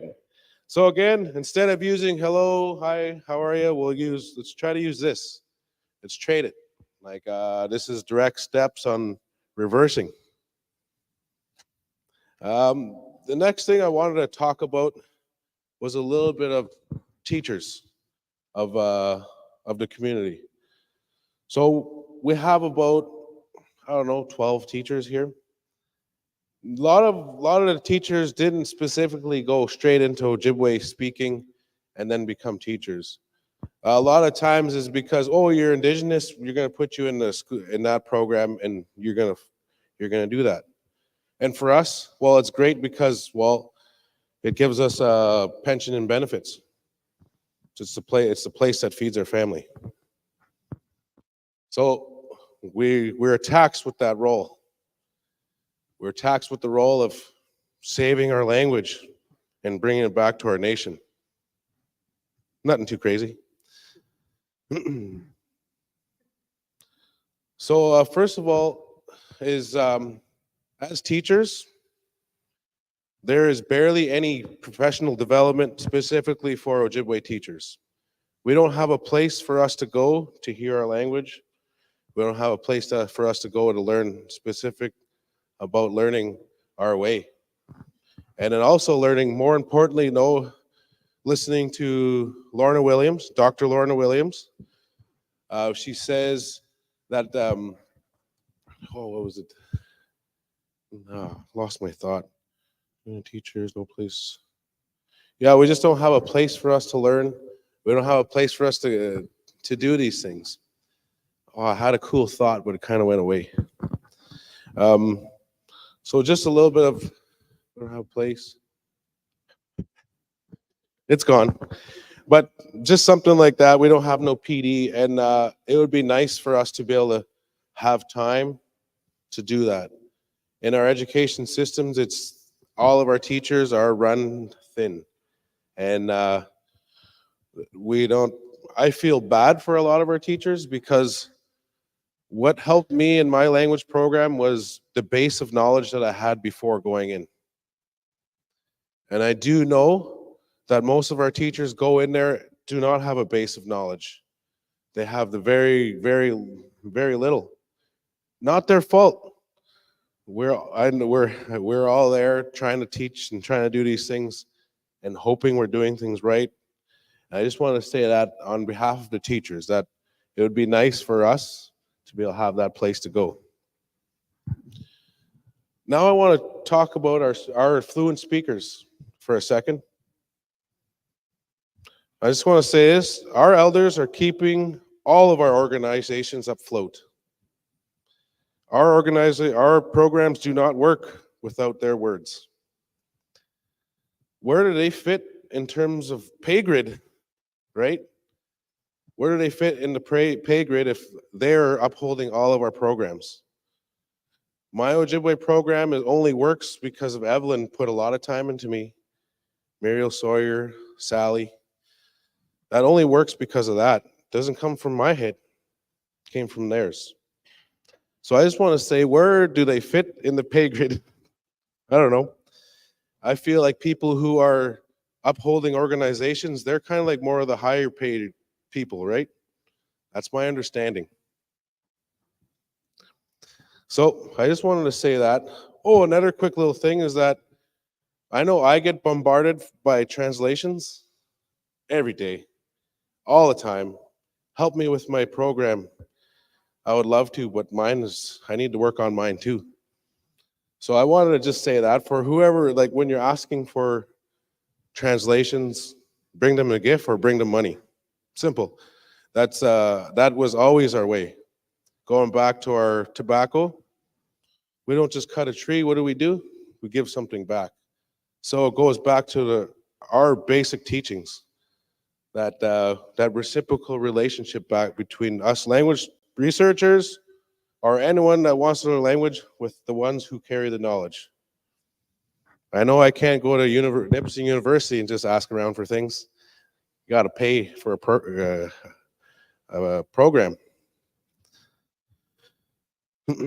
Our youth, again,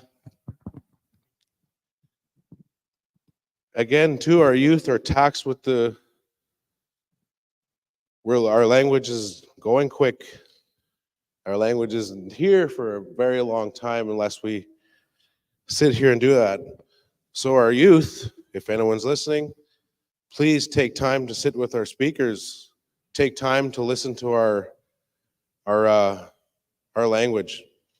Because one day, like it was for me, that I lost my opportunity once my grandparents got sick and moved on to the spirit world.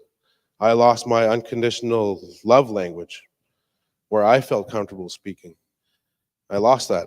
So we had to learn to build that with teachers here. And luckily that Evelyn was reminding me of a lot of Stella Bocage.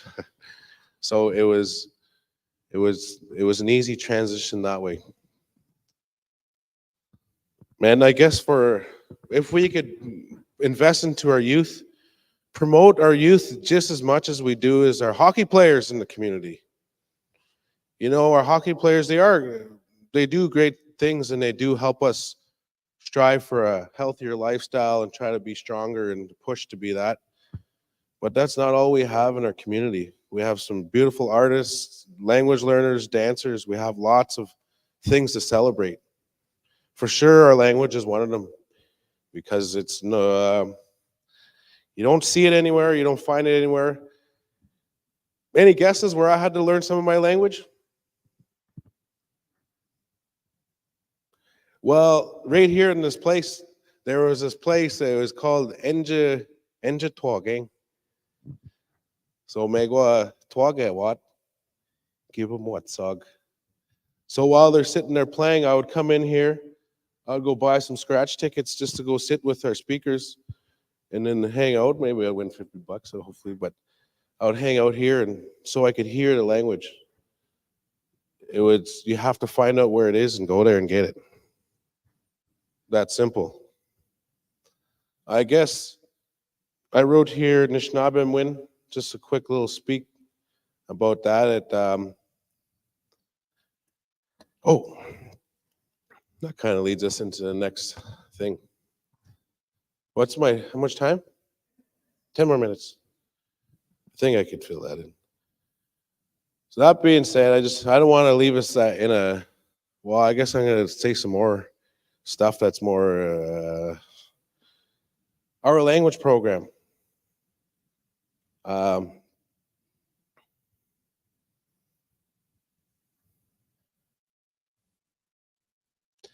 So first of all, I'm going to say our language program that we have our kids in right now, our kids are learning their way right now as we speak. My kids, they're there right now. So we are putting our kids in there every day. It's not our language, it's not our program.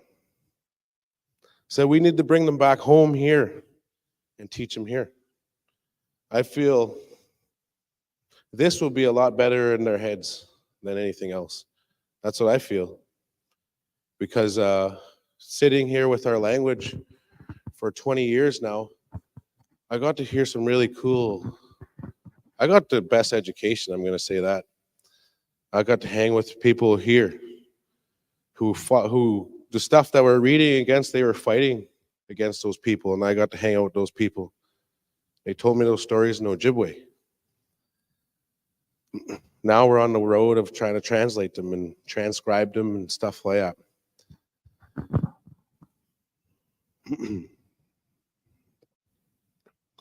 So our language program could be, I went to Dokis last year. 2 years ago, I went, worked here for, I worked I taught here for 10 years in Nipissing's education program over there as a Ojibwe language teacher.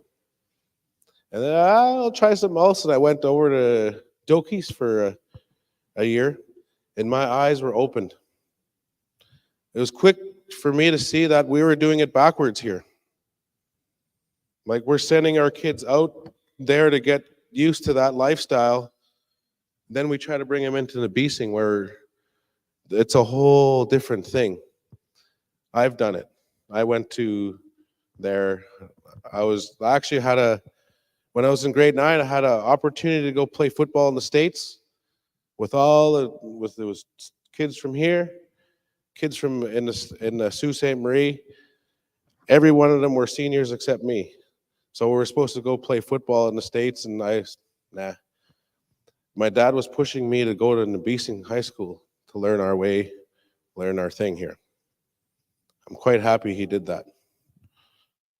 Glenn Bocash too. So we went over to Dokis, and it was really cool because how they do it over there is that all the kids show up on their bikes to the school, and they all hang out, and they go to school together, and then they get on their bikes and they head out together on their bikes together. Where we don't do that here, we put them on a bus and send them out there. It's what we had right now. But I think in Dokis, they could have an opportunity of a lifetime if they really focus on their language program, because their kids stay in their community. And I could just see it from when I went to Cache, I saw the language going the other way, where it was Kashechuan, where I heard the young kids from 10 years old speaking English to their Cree speakers. I'm like, oh, there it is. There's the gap where we have our about 65 and up where they could understand our language, and it doesn't work anymore. I mean, they could understand it, but they can't speak it. So I can see that happening. But I seen that over there. I'm like, oh, that could happen over there where the younger age starts speaking Ojibwe. And it goes that way if just put some time into that language program. And that made me want to do something like that here. Keller Pop from a Wadokadotting education system, they do all their stuff, fishing, hunting, all this stuff, but within our language, specifically using our language and trying to retrieve our ways and our culture using our language. Before I finish off with our farewell, I could tell you right now that I do not think the same as I did when I first started learning this language. I used to just think in English, and that's pretty plain. The roots of our words they go down to some very, very deep understanding and meaning. I feel like in English, we're like this, it's blocked. And when I heard a story in Ojibwe where the story connected to a story with words and all that stuff, and the only way to explain it is it felt like the universe. I don't know what that feels, but I felt like my mind was lifted. I didn't have this certain way of thinking. So just in our language makes us think a little deeper and further outside the box. That's it. And then, all right, before I leave, we're going to say this with me. So, ka, wab, min. We'll go backwards. Min, wab, min, ka, wab, min. Means I will see you. And then maybe we'll put minwa. That means I will see you again. You can only use that when you're saying that to one person. Aho, chmiwech.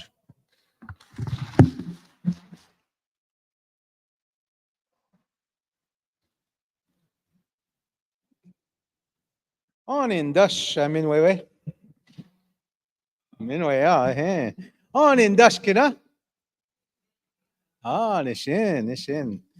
Minwe, Nishnabimwin. A couple of people I want to introduce and recognize. Of course, one of our partners. We can't do this without our partners. And a key partner in this work is the curator of the North Bay Museum, Naomi Hine. Miigwech Naomi, thank you. I want to acknowledge all of our educators that are here. My Auntie Nancy out there is now retired, but still doing great work, Nancy Allaire. And somebody that we don't often recognize for her work, and it's my sister, Phyllis Anderson. Phyllis was the head of a school, a private career college in North Bay for a long, long time, but she's since retired from there, and now she's heading up as chairwoman of the Kinomadswin education body. So please recognize my sister, Phyllis Anderson. All right. And this desk project over here, I want to recognize all the artists, but I don't have notes here, but I see Tracy La Rochelle, my cousin. We're all cousins here. Paulette Chrétien, Don Chrétien is there. I think Brady is recognized there. Did I miss anybody? There might be one or two. Keith Campbell. All right, miigwech. And for this desk project, it's again, Joan introduced that Les Cucci approached Joan, and they worked together on this. And come and take a look at that later on. It's a beautiful, beautiful pieces of art. But I want to recognize the contributions of some partners who supported that, including Doug and Natalie Chevrier of Eagle's Nest. So miigwech, Doug and Natalie. Miigwech. And the Nibissing Nation. So thank you very much to Nibissing Nation. Thank you. All right. We've got another presentation on Ga Kidwad Ma Nibissing, and how I say it. And I acknowledge, and Sally and I were talking a little bit about where we learn our language. I've been going to Midewin Lodge for a long, long time, and recognizing my Anishinaabe has been kind of corrupted by the Western Anishinaabe speaking. We call that in what I was learning Anishinaabe Odzawin. Odswin is our ways of knowing, ways of being.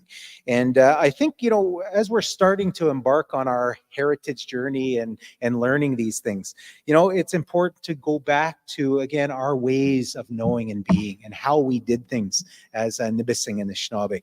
And Christina Srigley has been a part of that. Christina lives and works with the Nibissing and Anishinaabe. She says her ancestors and settlers come from that dish with one spoon territory, where, is my part-time home there in Markham, Ontario.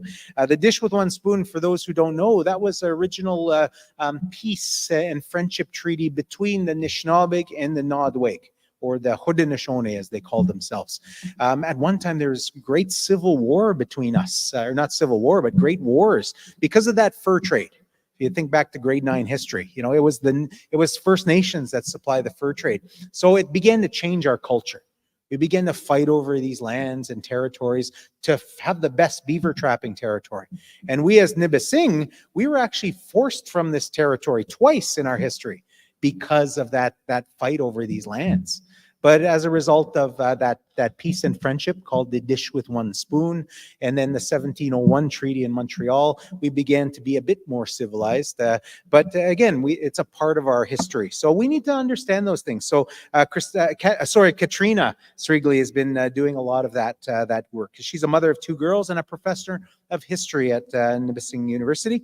And to help in this presentation also is Glenna Bocage, who's previously managed our heritage, has gone on to retirement, but still volunteers doing a lot of really good work. So please welcome Katrina Srigley and Glenna Bocage.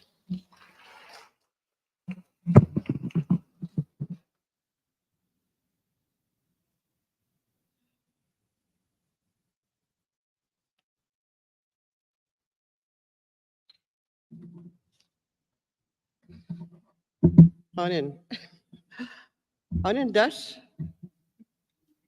Okay. Well, I'm really happy to see all of you here today, that you took the time out of your busy days and work to realize the importance of our history and heritage and how it affects our future. And just kind of going through life without knowing where we come from kind of holds us back. So this is a big step when I see all this work by different people, and as a team grew over the years, and getting the knowledge from our elders and our archives. It's coming to this. One more plug is that we've had to make a traveling museum because we don't have a place. And I also know that a lot of the artifacts and artwork is in people's homes. And recently there was a fire in someone's home. They were waiting for a repository, but the house burnt down and we lost part of history there too. So a little bit of push for to have a place to put our ancestors' belongings and all the stories. And just one more mention about all these people in history they were buried. We would never have known if we didn't take the time to research. We have such big leaders in our history that could affect our young people now. But yeah, so I was a librarian here in 2005. I think I don't remember years. I mean, I was the librarian, and part of my work, people were coming and asking for information about Nipissing, and then there was none. We had a lot on British history and colonial history, and I couldn't help people with their projects, students with their projects, and I started really looking around. And the other thing was language. We had no language resources.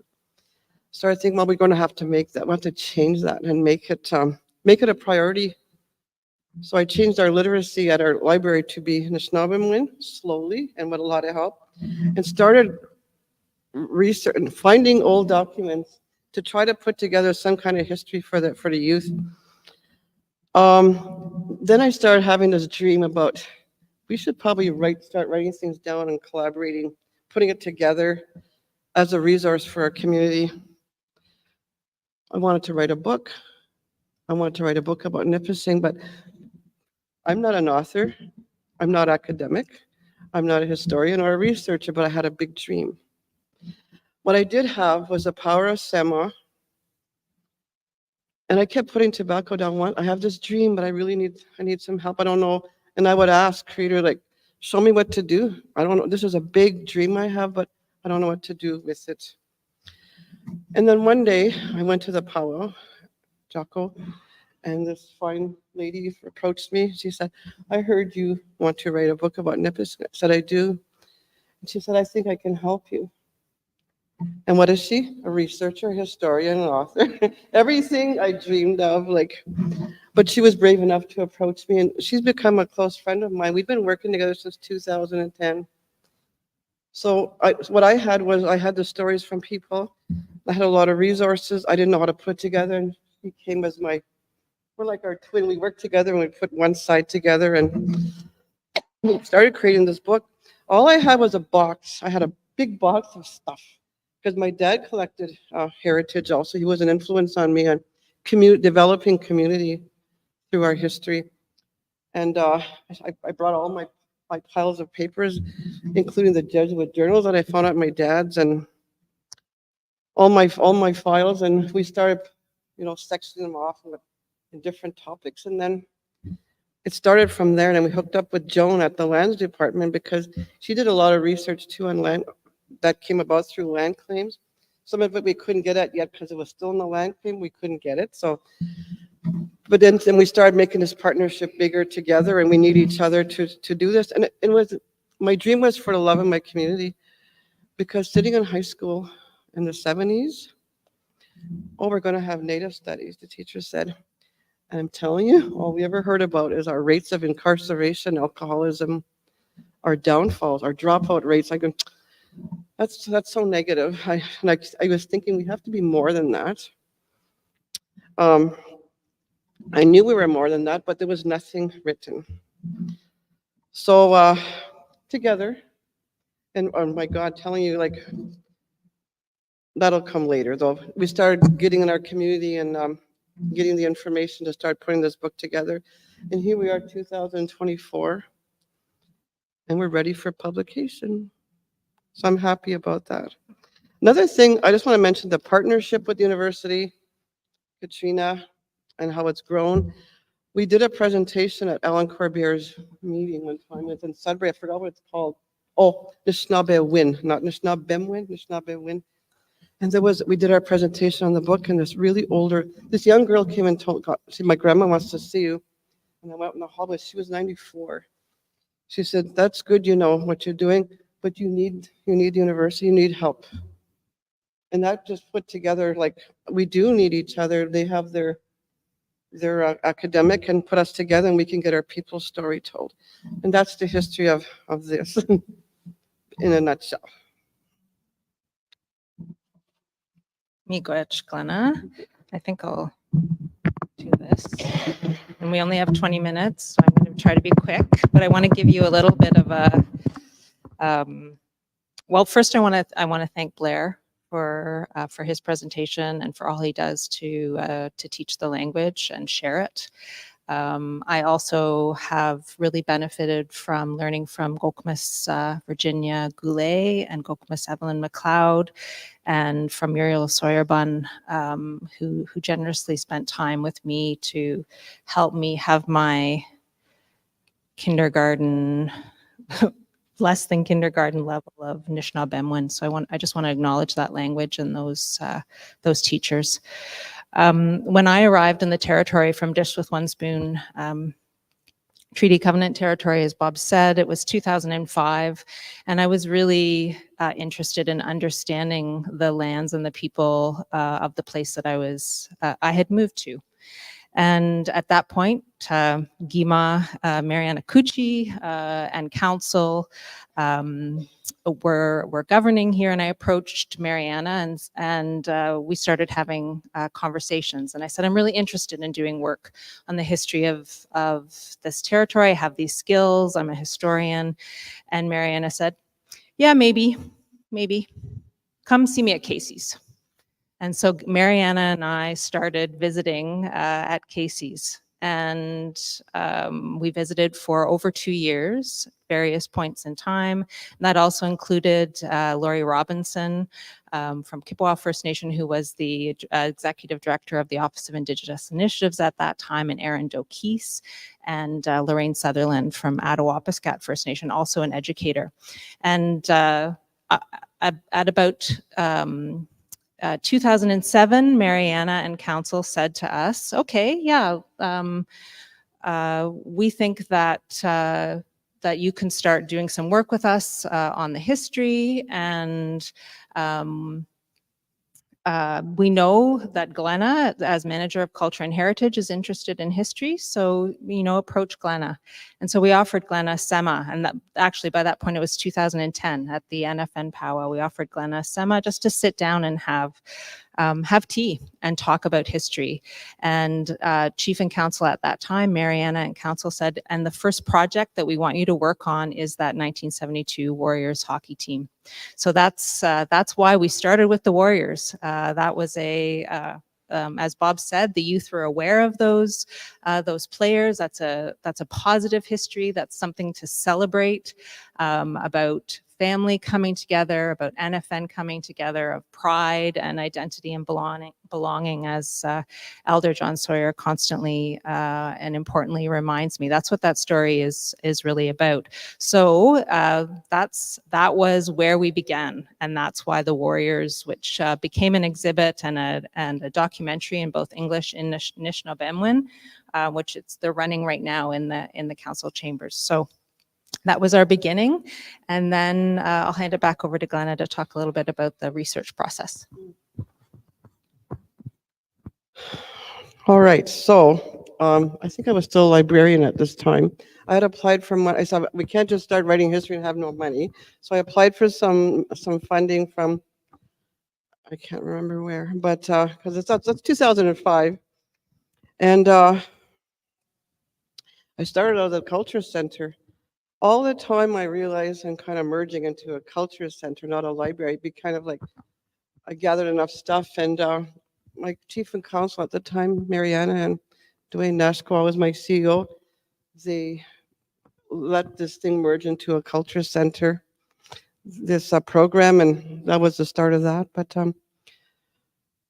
we had sent out about 500 letters in our community. I got the mailing list and inviting people.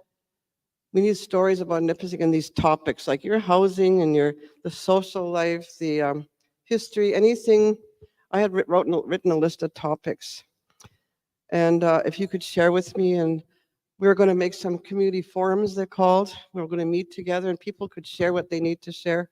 And we put guiding topics at the time to help people start thinking about what we wanted. And then I put every news, I'm letting you know this because we did try to get a lot of information. We put in the newsletter, we're inviting people. Do you have any artifacts, any documents, any stories? We're here. And then we started reaching out and going out to make community forums. I remember the largest one we had was the church basement, and there was like 60 or 70 people. And we got a lot of information over that time, and then using archival material also. We gave out recorders to people, to families, and invited everybody, just tell us things, and we'll start logging it and making a story out of it and letting it grow from there. And that's how we started. Okay, so I will add that, I had done my training at a university. I'd spent a lot of time in university classrooms, and you're trained in a particular knowledge of the past and a particular way of asking and answering questions of the past.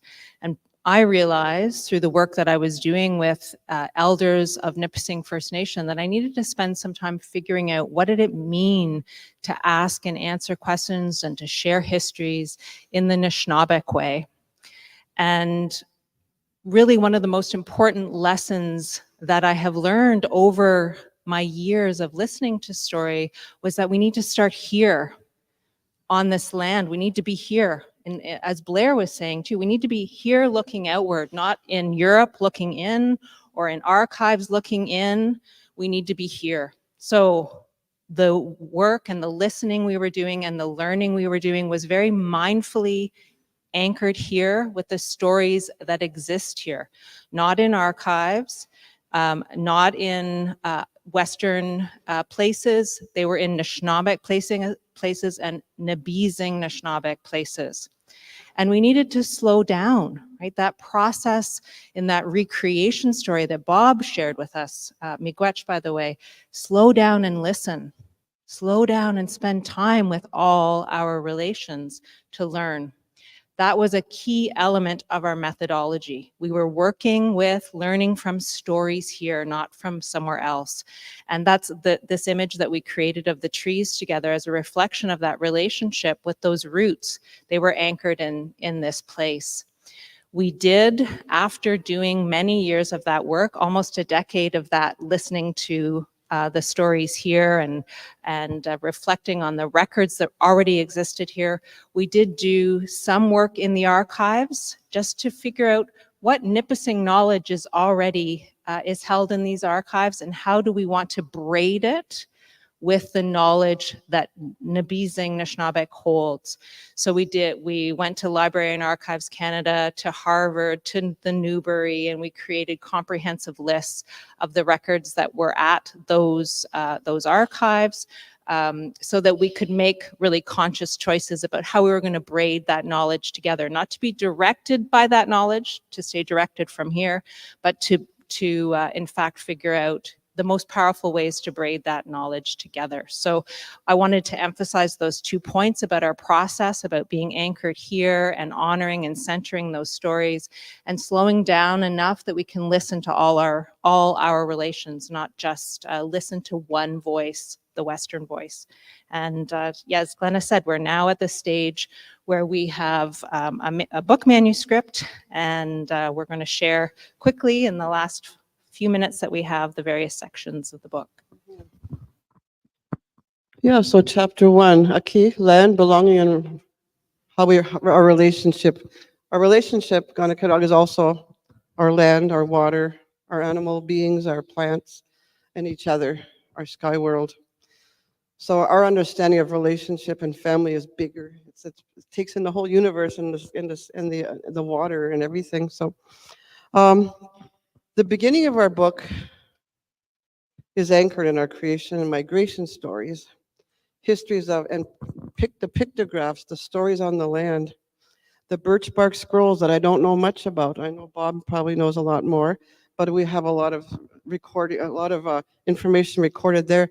And what Peter Bocage always kind of laughs and says, we weren't just sitting here, on the shores of Lake Nipissing waiting to be colonized. Like, we were living. We weren't just waiting for someone to come and colonize. I always laugh because it's a true statement. So our history is always, when you look back in history, it's always like when contact, that's when we started to exist, because they started to write things down. But like our timeline shows, it's from time immemorial, right from the story of creation and the migration and the birch bark scrolls. And when we're born in Anishinaabe, we're born with a connection that goes all the way back there. Our youth, some of our youth are troubled. We don't know what to do about it. We see it on Facebook every day. What do we do? What do we do? But we do know, working with youth, we wake up something when we talk to them about our connection to our land and our creation story. There's cell memory happening. I want to give a little shout out. I'm proud of Ngwis Menwewe, my son, because as my father affected me to help develop our community, he's kind of taken on that role too. And that could be happening with, the more you teach the young, they can pick up for you. Sure, I'm getting old now, and and then those young people will start picking up. It's going to live on. The teachings that were written in the birch bark scrolls, they have actual drawings and images, and they are shown sometimes in the lodge. Some are in the museums, but very few know how to read them. People such as Champlain found the birch bark messages, and people were able to read them then. When we look at the ways of the settlers, like Blair said, we go out there, what instructions are they given? When we start telling and living someone else's story, it changes ours. And that's what he was talking about. We've changed our our dreams and what we expect of, and also affect the health, mental health of our young people. Some little facts. We were connected to our mother, the earth, but we're kind of broken here a little bit. When we lose our culture, we have a big void, and that's where alcohol and drugs come in. Cecil Fraser Home for the Boys has 75% Aboriginal men. That's part of our story, and we have to change those things too. We got to find our gift, learn who we are, our language, our history. The stories are contained in there. Purge out the poison before, and we start to heal. Look beyond what we see. Everyone has a story, and slow down and listen. Slow down, listen to those stories. We can't carry our parents' envy, our shame, the jealousy, the anxiety, the anger. If we're going to be successful and change, we have to be uncomfortable. And that's one thing I learned from June Commanda when she shared her stories about residential school. We're not telling you these stories to make you even more mad. Just take these and turn it into something positive for the future. We can't stay stuck in anger. So one more thing is so we're talking about where our history comes from, rock paintings, archaeology, artifacts, the early writings, Jesuit journals, birch bark scrolls. The stories told by the grandparents, we have some stories of people that are no longer here. Those are their grandparents' stories. They're old. It's not that 80-year-old person telling us. They're telling 80 years beyond that, maybe before that. So we're related to Ganakanog. We're related to everything. Okay, in the interest of time, I will move to the next couple. The book has 3 sections. The first section, as Glenna has said, is anchored in those Anzokanag, the creation stories, the stories that are on the land and in the language. And I want to acknowledge Elder and Anishinaabe steward June Commanda, who's been working with us to embed as much language as possible into the book. So you'll see the chapter titles are all have Anishinaabe, Bising Anishinaabe in them. We are doing as much of that, anchoring as much of that as we can in the book. So the first section, Glenna spoke a little bit about. The second section focuses on challenges, Bising family challenges and responses. And there are difficult Dabajamowinin everyday stories in this section, but the organizing framework is strength, is response, is how Bising has moved through and continued despite those challenges. The language is still here. The stories are still here. And we need to honor and recognize that, and recognize the elders whose own lives have been influenced by those experiences. So that's what the book is designed to do. And this section spends time on those difficult Dabajamowinin while also honoring the strength and resilience of Bising Anishinaabe. The third section is teaching and learning and mobilizing for the next 7 generations. And here we speak about education and schools, which also links us to what Blair was speaking about. Where are we exactly? Sure. Okay. So we're out to now what's next, what has been going on. And we've Nipissing University has a summer institute every year at Nipissing Secondary, and John Sawyer is a part of that also, and Aaron Dokis. And we have people from Nipissing going there to learn about Nipissing, because it's not our fault we don't know our history. But we also have students there from non-Indigenous students who want to learn too. We have the Lake Nipissing Beating Project, and the other lot of these exhibits. We have teaching materials that are being taken by teachers to bring into the school. So our students have access to this information already. And we have our heritage collection. So it's growing and growing. And the idea is try to mobilize this information, bring it out to people. And that's what we're working on now. Yep. And then to have our book published, which has already been organized. I might mention that the what is it called? The income from the public sold books will go back to Nibising Heritage and Culture. Yes, we're happy to answer any questions or talk more about the book and its various aspects, and also of these various ways that we're continuing to, from the beginning of our work together through to moving forward, we're really focused on developing teaching and learning materials in connection with these displays, as well as the Lake Nipissing Beading Project, and working with Jane to really make sure that that heritage collection is on the territory and accessible to nation members. So, Chimigwech.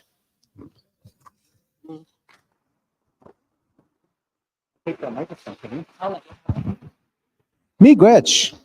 And I think that's a really great segue is, we've got a few minutes, about 15 minutes to answer some questions if you want to hear about, if you have some questions about the Lake Nipissing Beading Project or the guide project of the Nipissing Guides in the work that Katerina and Glenna are doing on this book and this research. If you have any questions for Blair, you're welcome to ask. I do want to point out, Glenna, you were asking about the scrolls, and I know in my mind I've seen a few of these scrolls. There's one scroll that was sold in the 60s to the Glenbow Museum in Calgary, and it was documented in a book by his name is Selwyn Dudley, one of the scrolls of the Southern Ojibwe, and it's one of the Red Sky scrolls. In that scroll, it shows Nibissing. We are in those birch bark scrolls. And I know that scroll doesn't belong to us. It comes from his community and that nation there. But, if we had a museum, we can borrow those things and show that we are connected to creation. These are Midewin scrolls. We had Midewin people in this territory. And we could start looking at those things in real ways. And my uncle Nick, Migizian is his name, they're actually working on trying to repatriate some of those scrolls back, because I'm sure when James Red Sky was selling those off, I'm sure it was to alleviate poverty, and probably, it was hard for him to let go of those. So they're working to try to bring them back to the community. So lots of good work going on out there. But anybody have any questions? Maybe I'll bring this microphone around. Any questions you like at all for Joan about some of this research? Maybe to Blair for language? Anything you'd like to ask our friends from Nipissing University? Anybody have any questions? Comments, thoughts, ideas? Nishin. Miigwech. I think the great work that Nipissing's doing, and I'm Norm Dokis from Dokis, and I admire this stuff. And I just want to introduce Laura here, and we have a similar story. I'm interested in history, and I was working on stuff, and Laura contacted me, just like Katrina, got in touch with Glenna and said, "Let me help you." and she's been very helpful and a real champion behind some of the work that we're doing. We have a nonprofit corporation out of Dokis, and we're doing compiling Dokis history, preserving history for future generations. And we're developing a website and working on that. And so we're going to connect as sister nations. But something came to me, in terms of the land, the people, the future. And this mission statement, guiding this book about guiding future generations, enabling future generations with a task.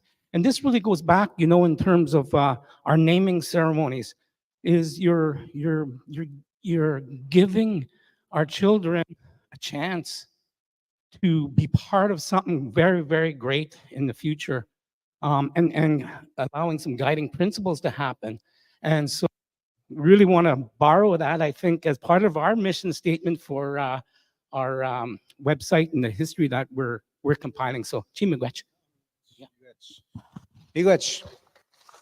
And really important messages there that, number one, the Dokis Anishinaabe at Okikendot, we're all the same people. We're all one nation. You ask the elders in their language. They didn't say they're from here and there. You know, they said this is where they lived, but they said Anishinaabe and that they're Anishinaabe. Whether you're Michisagi Anishinaabe, Jibwa Anishinaabe, Ojibwe Anishinaabe, it's the same word. You know, we're so confused and we're so colonized. The word Chippewa and Ojibwe is the exact same word. But somehow, you know, some of our nations, start to make use of these terms. Algonquin isn't even a word in our language. We think it's some sort of Mi'kmaq word that the French started to call the first Anishinaabe they encountered. They called them Algonquin. And there's some Algonquin people will say, well, we're not Ojibwe, we're not Anishinaabe, we're Algonquin. And they'll go to their grave saying, we're Algonquin, we're different. You know, we're all Anishinaabe. Even the elders will tell you they're Anishinaabe. So I want to acknowledge my relatives there. But a great point about getting your name. Talk to my auntie Supi about getting your clan, knowing what that means. We talk about Do De Mug. We need to know what that is before we start talking about, having a clan governance system. We need to find out who we are first. And it takes a lot of this work. So yeah, really good work. Any other questions, comments, thoughts? My name is Judy, and my grandparents are Lawrence and Beatrice White Duck, and are from this place. And what I want to comment on is that a lot of the talk about colonization and the effects of it, and reconciliation. And one of the important elements of reconciliation is with the earth. And I was thinking we're thinking about 7 generations, and our relatives, the forest and the animals there, have been seriously affected. We can't deny that, by colonization. And how do we help them and bring them along with us and repair some of this damage?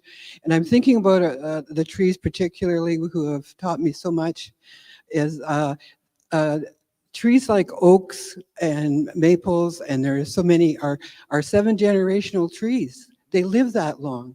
And we could be the beginning of returning them to the earth and to the places that they grow, and all that grows with them.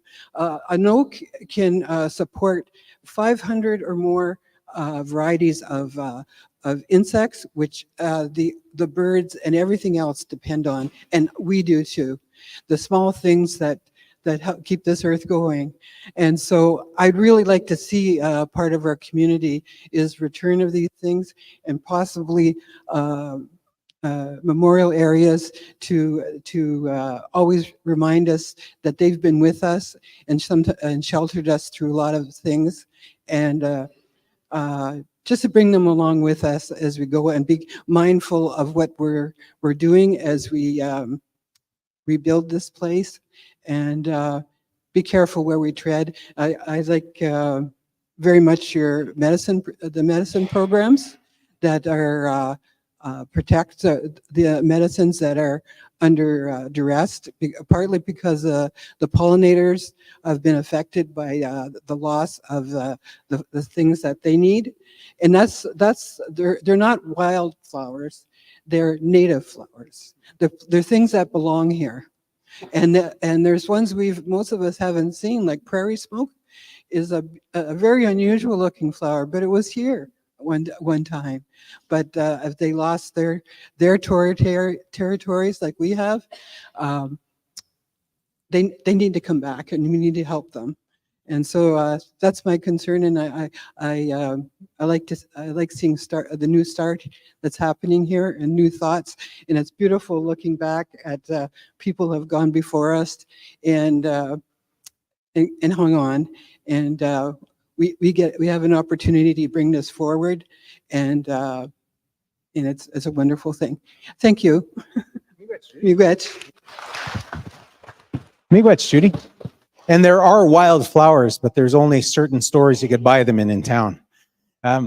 Somebody get that yet? No? Bad dad joke? Joan. Just to let you know, Naomi and I are sort of looking at this. There's this tree specimen at the North Bay Museum, and it was cut down, I guess, I forget what year. 1940? Yeah, and it's a huge tree. I tried to get it here last year, but yeah.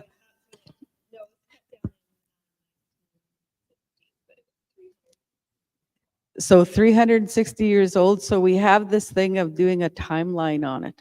And then maybe we could start talking about the different trees that were taken out of our nation and that. And it's not because we didn't think about it. It's just that we have so much stuff now that in our inventory that we have to move into this thing of other areas like trees, plant life, medicines. One of the things that we have to talk about sometime is the spirituality of our Nipissing. And we just sort of like, we need people to come forward. If you're Midewin or something, if you want to share some of those stories. And we have to talk about our colonizing spirituality too. Like it's all a part of us. And we should be proud of everything. Miigwech, Joan. Miigwech. That's beautiful. I talked a little bit about that creation story at the beginning of the morning. That second time that spirit man came by this area, named this place, slept here. But I want to acknowledge, last thing I'm going to say before the end of the morning, the last thing I want to acknowledge is the third time and the fourth time that man was asked by the creator to make sure he uncovered everything. That second time, to Judy's story, he went under that tree and seen that there were animals. The four-leggeds were running there. He's seen in the tree there were birds there. He's seen the little bugs that existed on the earth. But later on in that story, he was asked by the creator to go even deeper. So not just slow down, but to actually spend time learning. And that's when he said they uncovered all of the rocks and looked under the rocks, and there were entities under the rocks. He swam in the oceans and the lakes and seen there's so much life there. So I want to acknowledge these ones that do research, because that was, that part of the story where you go in depth. You need to learn these things. You need to know those things. Menado kandas win. In our language. You need to know what the Spirit is going to show you. So I want to acknowledge Joan, the team from Nipissing University, all the people of Glenna, and all those that do this work to give us all of this beautiful knowledge. Give them a big round of applause in a good way. Beautiful work. So it's almost lunchtime, but I do want you not to leave after lunch. I want you to stick around and, read some of these panels here, visit these displays. The one I'm going to point out in particular is the Hallowell collection. We paid a visit to the National Museum of the American Indian. They're not their museum with the fancy displays on the mall in Washington, D.C., but we went to the collections. Took pictures of these items that are ours, that are part of that collection that's there. There's a brand new exhibit or a brand new panel there for the resilience of Nipissing Quewog, telling the story of Anishinaabe women from this story. Do spend some time learning a little bit about games, our housing, even clothing and tattoos. There's lots to learn there. And of course, definitely check out the residential school art exhibit with these. Actually, these are the desks and the chairs that were used by some of the people that went to residential school. So there's so much to see, so much to learn. Do spend some time doing that. Ask questions. Oh, the documentaries are going to happen as well. So yeah, don't go too far. Enjoy your lunch, and then we'll talk a little bit more about that. Miigwech.